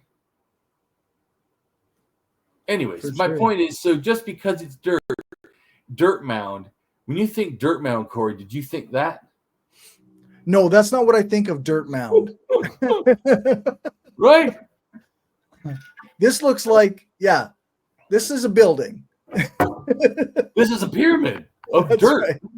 Yeah. Anyways, I'm just trying to help you understand. So keep going. Okay. Then the next picture is me in Florida, and this is a dirt and shell mound one in Florida. How is that any different? Right. Literally almost the same thing. I'm just trying to show you that it's not really. And then the next picture, this has to do with rock art in the Southwest, like Texas or New Mexico, but this right here, rock art, they believe is showing emergence, which we already talked about, almost like an ant mound. But see, the person coming out is like a shaman or something. Right. She has the deer horns and the whatever. Yep. Anyways, so the next picture shows you all the different sites that have that kind of stuff, or these motifs. Okay. Of probably emergence or whatever. So a few, right? Yep. California, Nevada, is that Utah, I think, right? No, what is that? I'm trying to think. No, New Mexico. Yeah, I think Utah. Or is that Colorado? Colorado Rivers, right? Anyways, but even not in Mexico, it's like all over the place, right? Yeah. Yeah. Yeah. There's so lots once again, it's not like an isolated thing. So go to the next, just trying to show you the next picture again. And we already know it's not isolated. Look at all the worldviews. All the worldviews are almost the same. Yeah. So that's right. When I already told you they all come from one place, almost, the North Asia. And so once you understand that, and then you see that they're all doing the same thing, you're like, even though they went different ways, you're like, how do these possibly relate? Well, North Asia is how they possibly relate. Right. We've already talked about it. But anyway, this is the cosmology done more in a picture. But see, the person laying on the ground, that person is the earth. Right. The Mound of Creation. And then the other thing is the air that's holding up the water of the sky. Yeah. How do we know there's water in the sky, Corey? It rains, does it not, from the sky? Right, sure. There is water in the sky. Yeah. Yeah. So anyways, you start to see, then you see the underworld, and look at below that is a serpent, right? Chaos. Yep. Yeah. We already read about, right? See, start to make sense. Path of the sun in a little boat, right? A boat because it's water. Right. Right. That makes sense, right? I mean, in an animistic sense. We're not going to read all that or anything. We'll keep going to the next picture. Next picture shows the Mound of Creation, shows the personified water, primordial water, and it shows that the Bowden stone or Ben stone, excuse me, relates to it, whether it's one block or a whole bunch of blocks making the stone. Right. So you can either make blocks to make a pyramid or just have a pyramid. It doesn't matter, or a mountain. It doesn't matter, right? It's all kind of the same because it's symbolic. Yeah. Right. So and also it could be like a dead corpse that they're standing on, right? Like the whale I said. Right. Anyways, just to get the concept, all this stuff. Go to the next one. The next one's about the lingam. It's in Hinduism, and I'm just showing you how it's the mound in a sense, and it starts out as an egg. And so we'll keep going down. Another one shows that also the chamber where the yoni lingam, where it literally is almost like if there's a woman and it's her, womb is what they're in a sense. It's not sexual like her vagina. It's her womb. Right. So like I told you, this is the lingam yoni later, and that is the thing or the view inside the womb. You're looking like inside the body. That's what it's showing you too in that. How that one temple that the woman's body is inside there.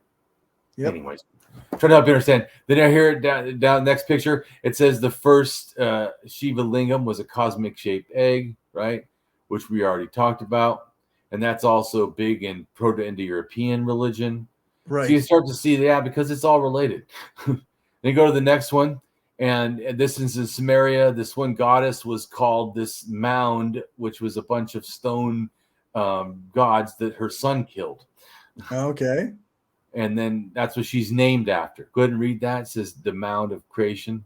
Nerdsag. Yeah, Ninhursag as the Mound of Creation. Ninhursag means Lady of the Mountain and comes from the poem Lugael, in which Ninurta, god of war and hunting, builds a mountain or mound of stone men corpses. Ninurta gives the glory of his victory to his mother Ninma and renames her Ninhursag after the mound of corpses. Metal. No. Yeah, that's right. Anyways, but my point is, so you see that once again we're back to the same thing, right? Yeah. And if you notice, she's sitting on a little mound. Yeah. Right. So it's about symbology. Next thing right here, a picture. Corey, understand? Go ahead and read it, Corey. It's easier to fool people than to convince them that they've been fooled.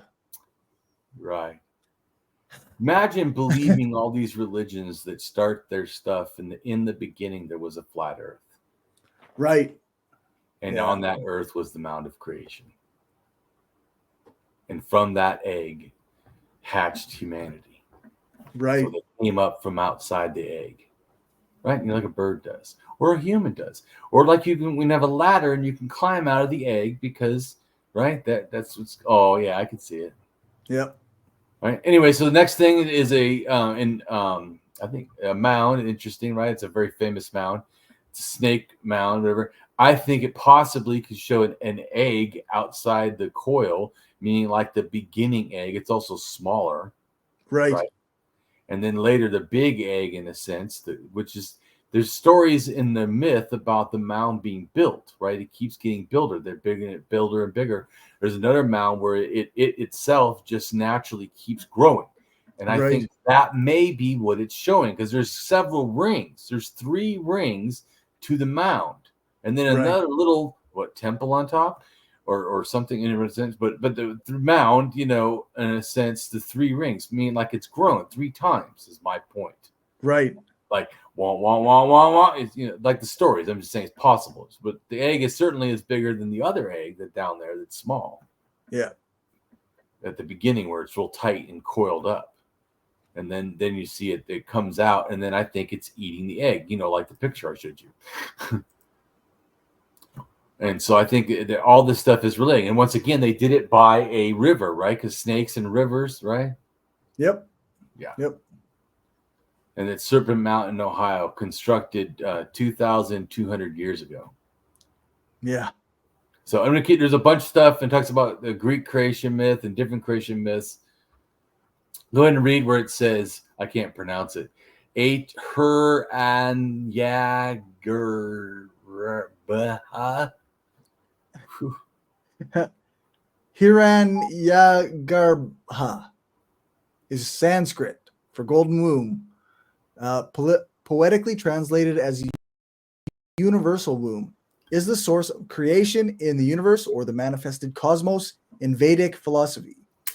It finds mention in one hymn of the Rig Veda, known as the Hiranyagarbha Sukta, suggesting a single creator deity.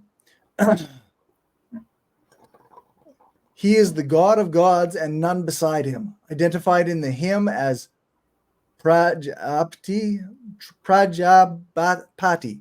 The concept of the golden womb is first mentioned in the Vishvakarma Sukta, which picturized the primeval womb as being rested, set upon the navel of Vishvakarman. This imagery was later transferred to Vishnu and Surya in classical Puranic Hinduism. Hiranyagarbha is the term used in the Vedanta for the creator. Hiranyagarbha is also Brahma, so called because it is said he was born in a golden egg. While the Anyways, that's fine. I want you to get to the egg. So the point is, you see how I'm saying the womb, the egg. I'm not making this up. I'm explaining how they see it. Right. This is not Damien speculating. I'm saying, well, this is what they say. So, yeah. I'm seeing it all connected because they're saying it's all connected. Yeah, that's right. Right. So the next picture, once again, kind of shows this is Egyptian. Kind of shows the same thing. You have in a sense, the axis mundi, right? And then there's the sun on top of in a sense, Mound of Creation. The little, right. Baboons are worshiping the sun. Yep. Anyways, and by the way, those hands up, I think means Ka, which is air. Once again, remember, like the picture. And then if you notice, I made it white. I colored this. Okay. Because I thought it helped to understand, what this is showing. Right. I think the middle here is the egg. Which also, this is a symbol that people have said for the woman in the womb. And I also think when it's twisted like this, it's like a knot. And that relates to the goddess knot, which is basically a menstrual pad that's red because of the blood. Okay. So it's the goddess's menstrual thing in a sense. Probably it matters if it's the first one, like virgin, because somehow the male penis is so terrible that once it enters a woman, she's corrupted for life. That's the story, at least. Okay. If that's the case, then how bad are we when we have them? Doesn't sound good for the penis. No. But anyways, but you can also see how, in a sense, this coming up to this thing is kind of to a hole or a round thing. It's kind of like penis-like in a sense. But this is symbolism. Like, once again, that's what I'm trying to say. Yeah. This is not like ha ha ha eggs or whatever, right? No, this is really explaining something. But go ahead and read Autumn, which is the sun god of Egyptian. Used to be a what, Corey? Is the primordial god who was once an egg. Okay. Oh my gosh, Corey. Are we onto something? Maybe. There might be some eggs involved here. So when everyone thinks don't need to read my thing on the eggs, which I wrote a shitload and showed how it's everywhere. This also should help you know that, the sun, the sun god, the sun god that was an egg. You mean that one? Yeah. Would it make sense, right? Crack it open, yellow sun god inside. Yeah. Anyways, so next picture right here shows, in a sense, the mound, right? Almost like the step mound for the Mound of Creation. It's snake, right? Which is waters coming. You start to go, oh yeah, and the person in the little boats riding on the water. Okay, we got it. Yeah. So I mean, saying when you start to see the symbolism, you start to understand it more. And you notice the person's in a grave under it, right? So this is really relating to kind of like a pyramid. Right. A real one, but it's also a symbolic one. Right. Because it's really all the same thing. They're telling you, because guess what? They didn't build these like, Trump Tower. These are more like the Vatican. Right. It's a religious structure. Yeah. So it's done in a religious thing. It's not like a secular structure. Right. It's not. So-and-so died. We're to build him a secular structure.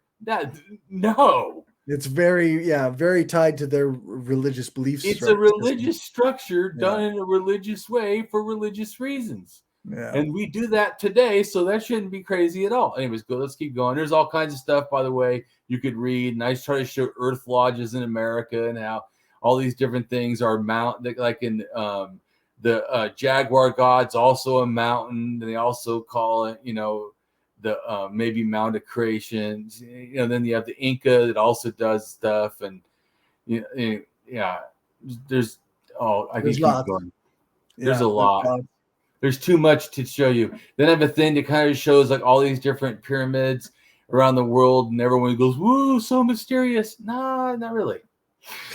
Yeah, that's right. So, and then this one says, the birth of inequality and hierarchy. We don't have time to read all that, but it would be helpful if you read some. But then the next thing is in Turkey, because it's trying to show you they have temples up there too, like I talked about, that are in the 4th millennium, so 6,000 years old or under 5,000, 6,000 to 5,000, and it's nowhere near southern Iraq. Okay, so you can see that this stuff was all over the place. And I have a bunch of mountain gods. Then I have an egg. Well, oh, shocker, 7,000-year-old eggs with mountain on it. What the, Corey? Corey's like, yeah, step aside. I'll explain this. So there's this thing called the cosmic egg. And I know you've never heard of this shit, but actually it relates to everything. And they're going, apparently, yeah, cosmic eggs are all over the place. So yeah, even 7,000 years ago. Anyway, so we're gonna. There's a bunch of stuff on that too.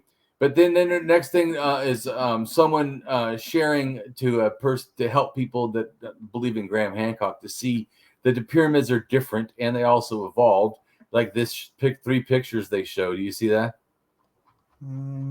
Yes. It says, yeah, Udugu from Lagash. Remember we read about Lagash? That's the Sumerian. Oh, yeah. And that's the Sumerian king he has in that picture, I think. Okay. Anyways, so, but you see the three pictures, the pyramids don't look the same. Those are all Egyptian, by the way, so it's not like anybody else. Yeah. Do they look the same, Corey? There was some, it says, I think it's pretty clear there was some experimentation in design, and it's, pretty clear. Also, people all think this is wrong. They all think that all pyramids are only four-sided. Wrong. The one in the bottom picture is eight-sided. Oh, right. So you don't know what you're talking about. Yeah. When you think pyramids only have one shape. Well, I see you're misinformed. Right, Corey? You would say that now, wouldn't you? Next picture shows you all the different ones in Egypt. Do you notice they're not all the same, are they, Corey? No, they are not. Not all the same size or the width or anything, right? Yeah.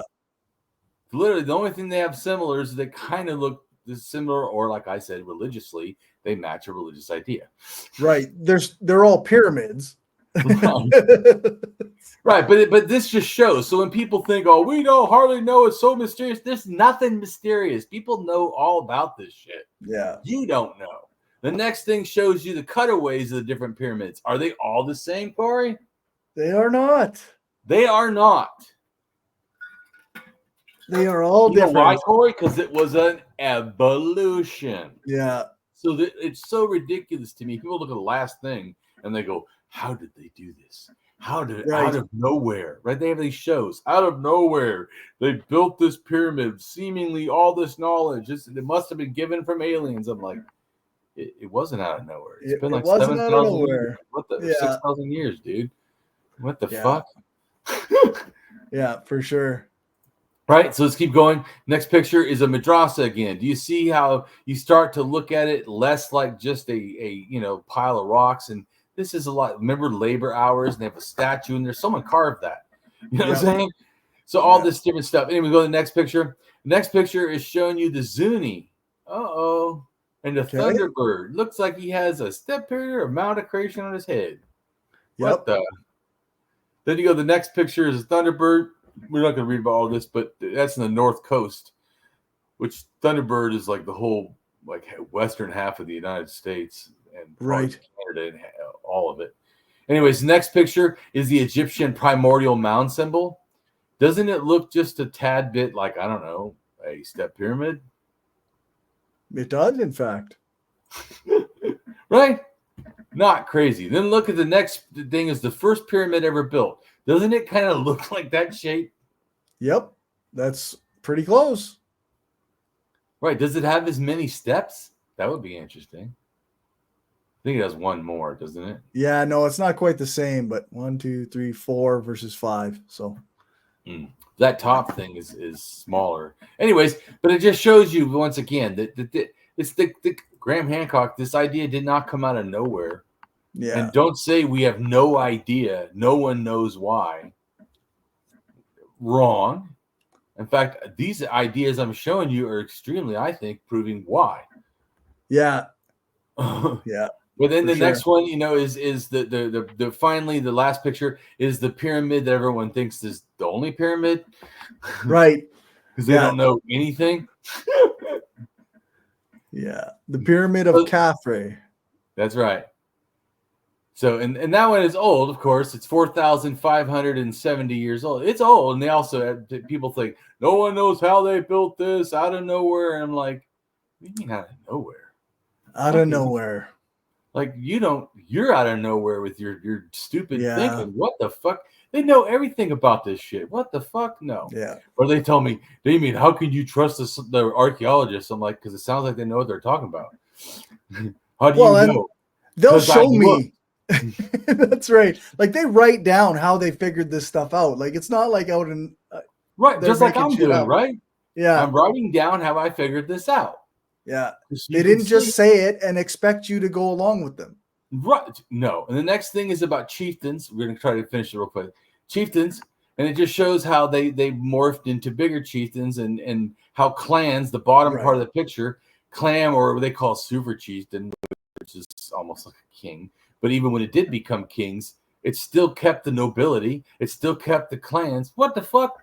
Oh, you mean the hierarchy didn't really change, did it? Yeah. Carney? No, they just had Yeah. a different guy Like, on oh, top. we don't have clans anymore. Well, you kind of do. This thing called Yeah. nations. Yep. Yeah, you kind of do. Oh, Yep. yeah.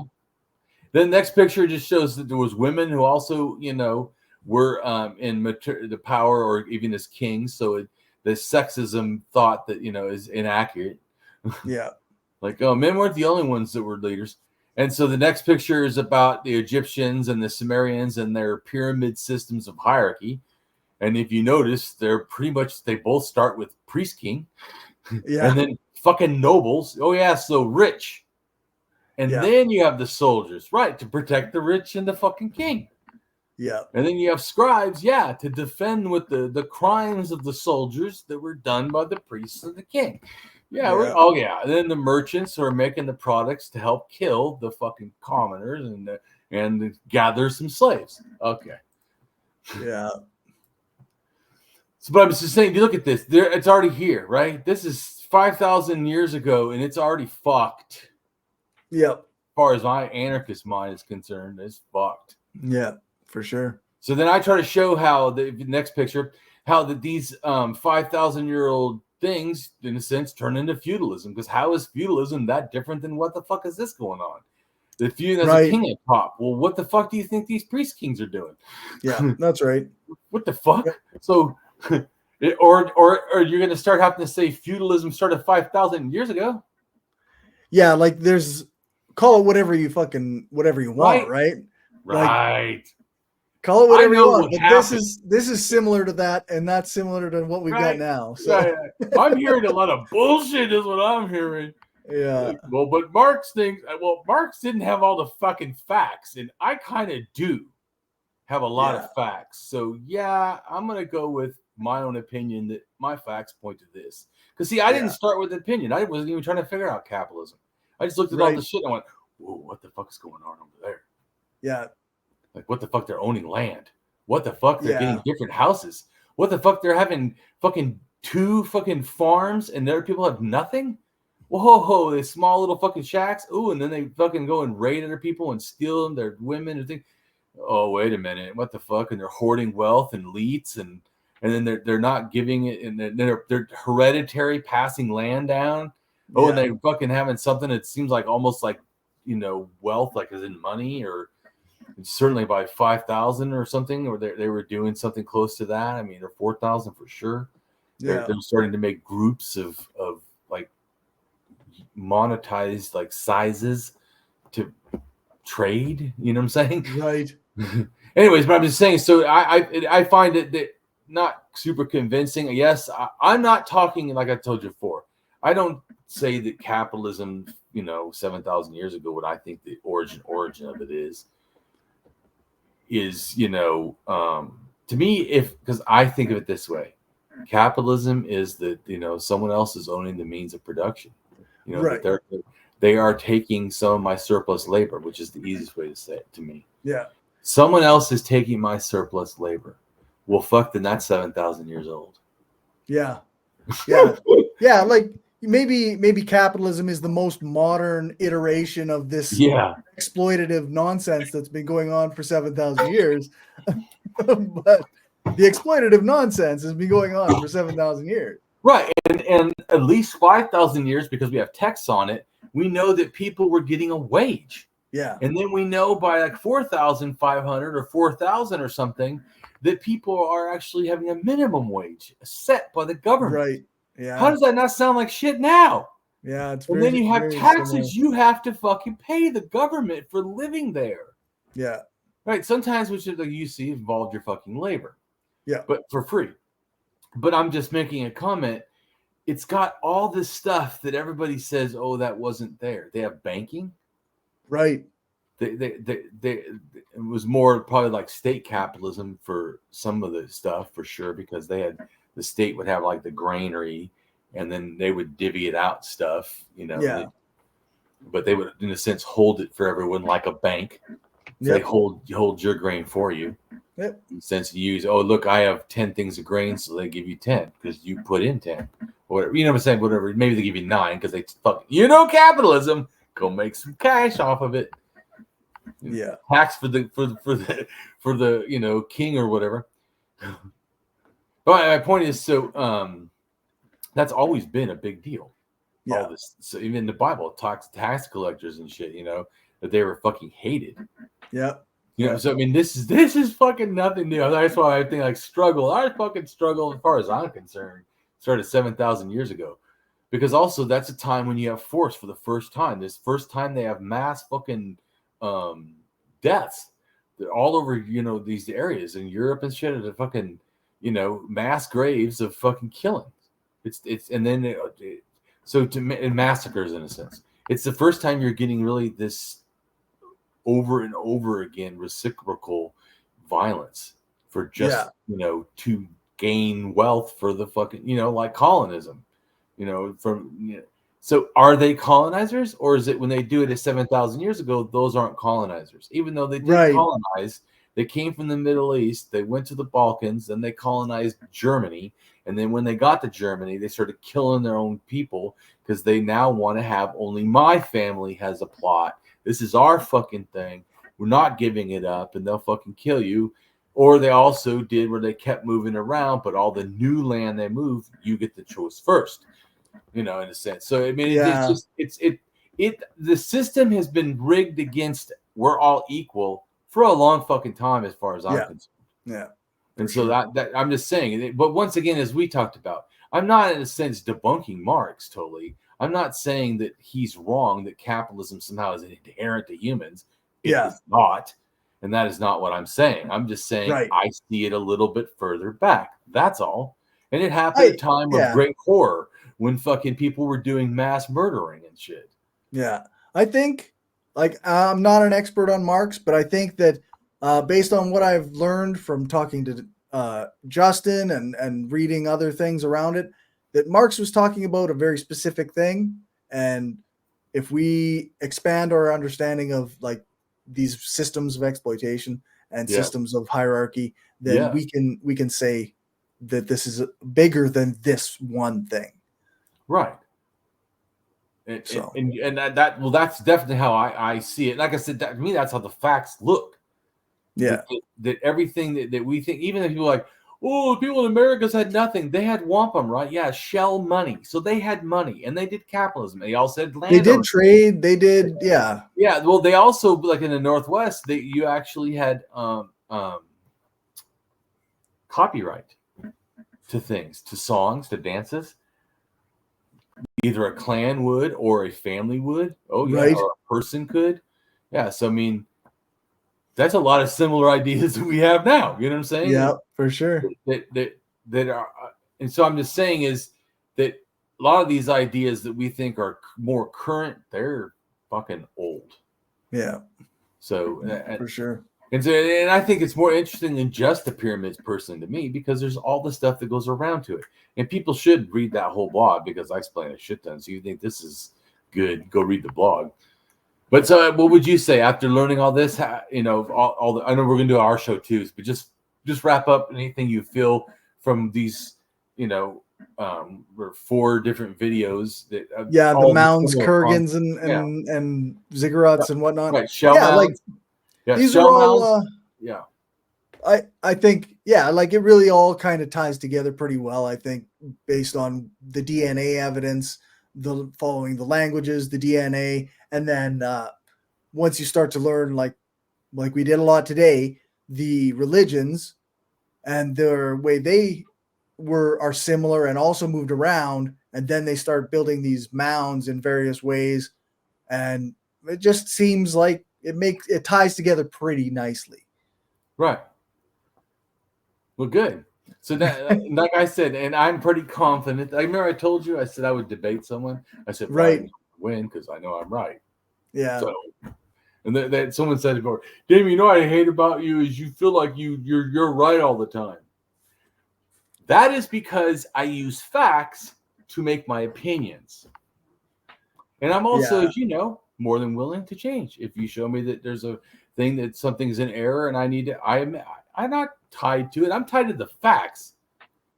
To me, truth is my seductress.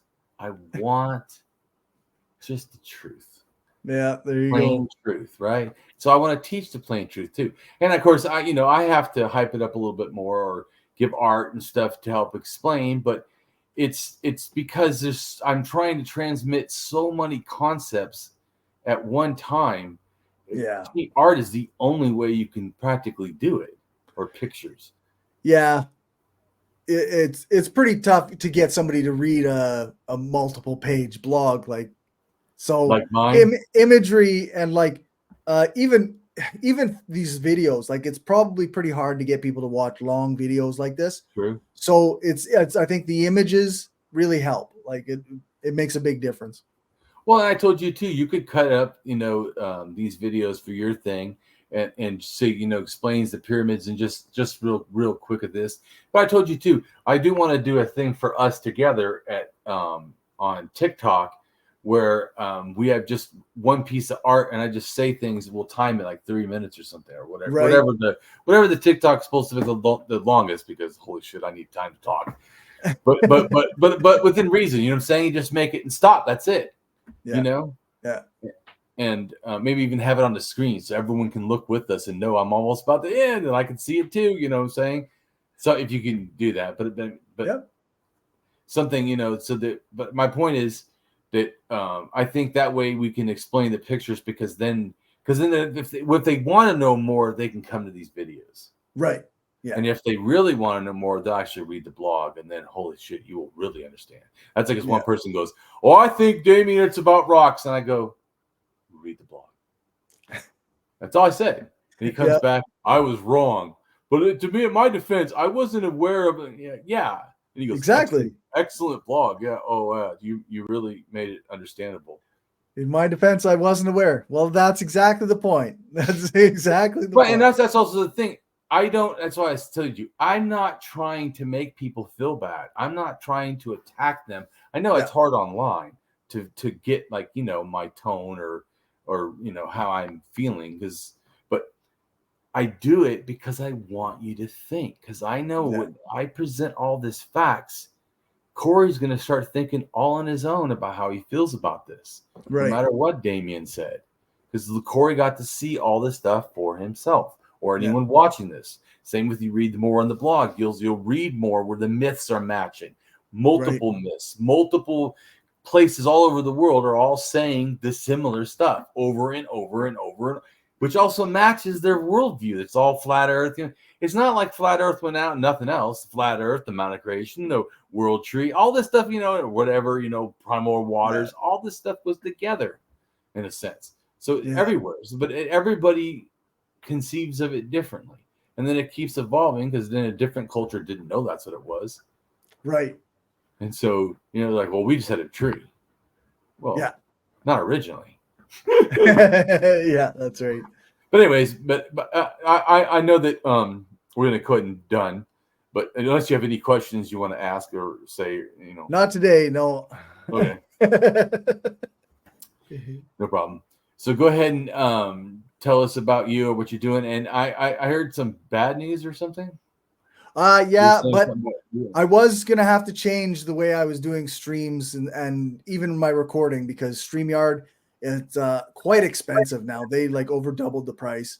And but when I went to cancel it, they decided to give me a 40% discount. So I guess I'll hold on to it for another 6 months and see how it goes. Oh, okay, that's good. Yeah, I know. I want to keep doing videos, so I mean, I did find some cheaper alternatives. So so that we'll still be able to do what we do. It's just if That's fine. StreamYard doesn't continue to be reasonable Oh price, yeah, then I'm not saying. I'll be moving Yeah, on. remember we were going to start doing this with some, I mean, Google or something or whatever. Yeah. Something not quite as good as this, but No, not as good. Then you said you already had this, and I thought, well, shit, let's just use yours. So Yeah. I've never said that we had to do it on StreamYard. I don't know. Yeah, I was thinking like because they charged me their new price for StreamYard is $45 a month. Huh. If you translate that into Canadian, that's $64 a month. So that's unsustainable, but a 40% discount brings that down to a reasonable level. Right. So for 6 months, I've got 40% off, and then I'm switching to one of the other ones that I found, which are closer to that $20 a month for the fundamentally the same things. Well, so cool. Yeah, that's good. I was gonna say, damn man, I think our show, we've finally gotten to a place where you and me are on a similar level, because it's taken a long time for you to learn all the stuff I know. Right. Yeah, I'm still not there, obviously. But... Well, I mean, yeah. But what I'm saying, but don't you feel now when I show you a picture of a snake in a mountain and stuff, or an egg, and you're not thinking that, man, this is coming out of left field. Right. You know? Yeah. No. Exactly. Yeah. It Right, makes so sense. Right. So I'm just saying, just like the separation of heaven and earth, right? You ever heard that? Also, isn't that two twins, like two things? Right. You know. So there's there's the blog I did on the divine twins. Yeah, because it's about duality, like, heaven and earth, which were also considered Sky Father and Earth Mother, you know what I'm saying? Which is, I mean, you start to realize, oh shit, all this stuff is really connected. All these things I keep showing you are not like different myths, they're just different versions. Yeah, for sure. Anyways, that's all I was trying to help you understand, so you can understand. Then also pyramids, of course, like how they came about and why they, and all that. I think it really helps. And if you read the blog, you'd also see all this even more explained better. But for sure. Anyways, so go ahead and tell them where to find you. Sure. It's Linktree/Skeptical Leftist. That's where all my links are. I'm on YouTube and I do podcasting. My show Red Reviews, where me and Justin review books from a Marxist and anarchist perspective. And I do a series of interviews, and I'm doing more and more writing, and I'm recording some stuff at home for like video essays. I'm going to be working on some stuff, and I do plan on doing some more work with the stuff that me and Damien have done, and cutting that into like smaller chunks. Maybe I can get something that's digestible for people. Because I'm right, because we address different topics. Like even in this, you could just the workers topic, right? Or, like, did you realize how many workers it took to make the Mastraba? You think that there's not hierarchy? So you could make just that little portion, not the rest, right? Yeah. No, there's lots to work with. Anyway, we've done a lot of good videos with lots of content in them. So, but see, now when you go back, because you've learned so much, and I keep showing you how it's all connected. It's the same old song. So you start to now you're going to start to see it. It's just a metaphor for the same fucking thing. Holy shit. Yeah. It's like, realize it's a tree of lies, man. It just someone lied, and then everyone has just been lying about that lie and making up new lies about that lie for thousands of years. Yeah, for sure. Anyway, right on. Well, thanks. It's been a really good video today, I think. Yeah, definitely. All right. Take care.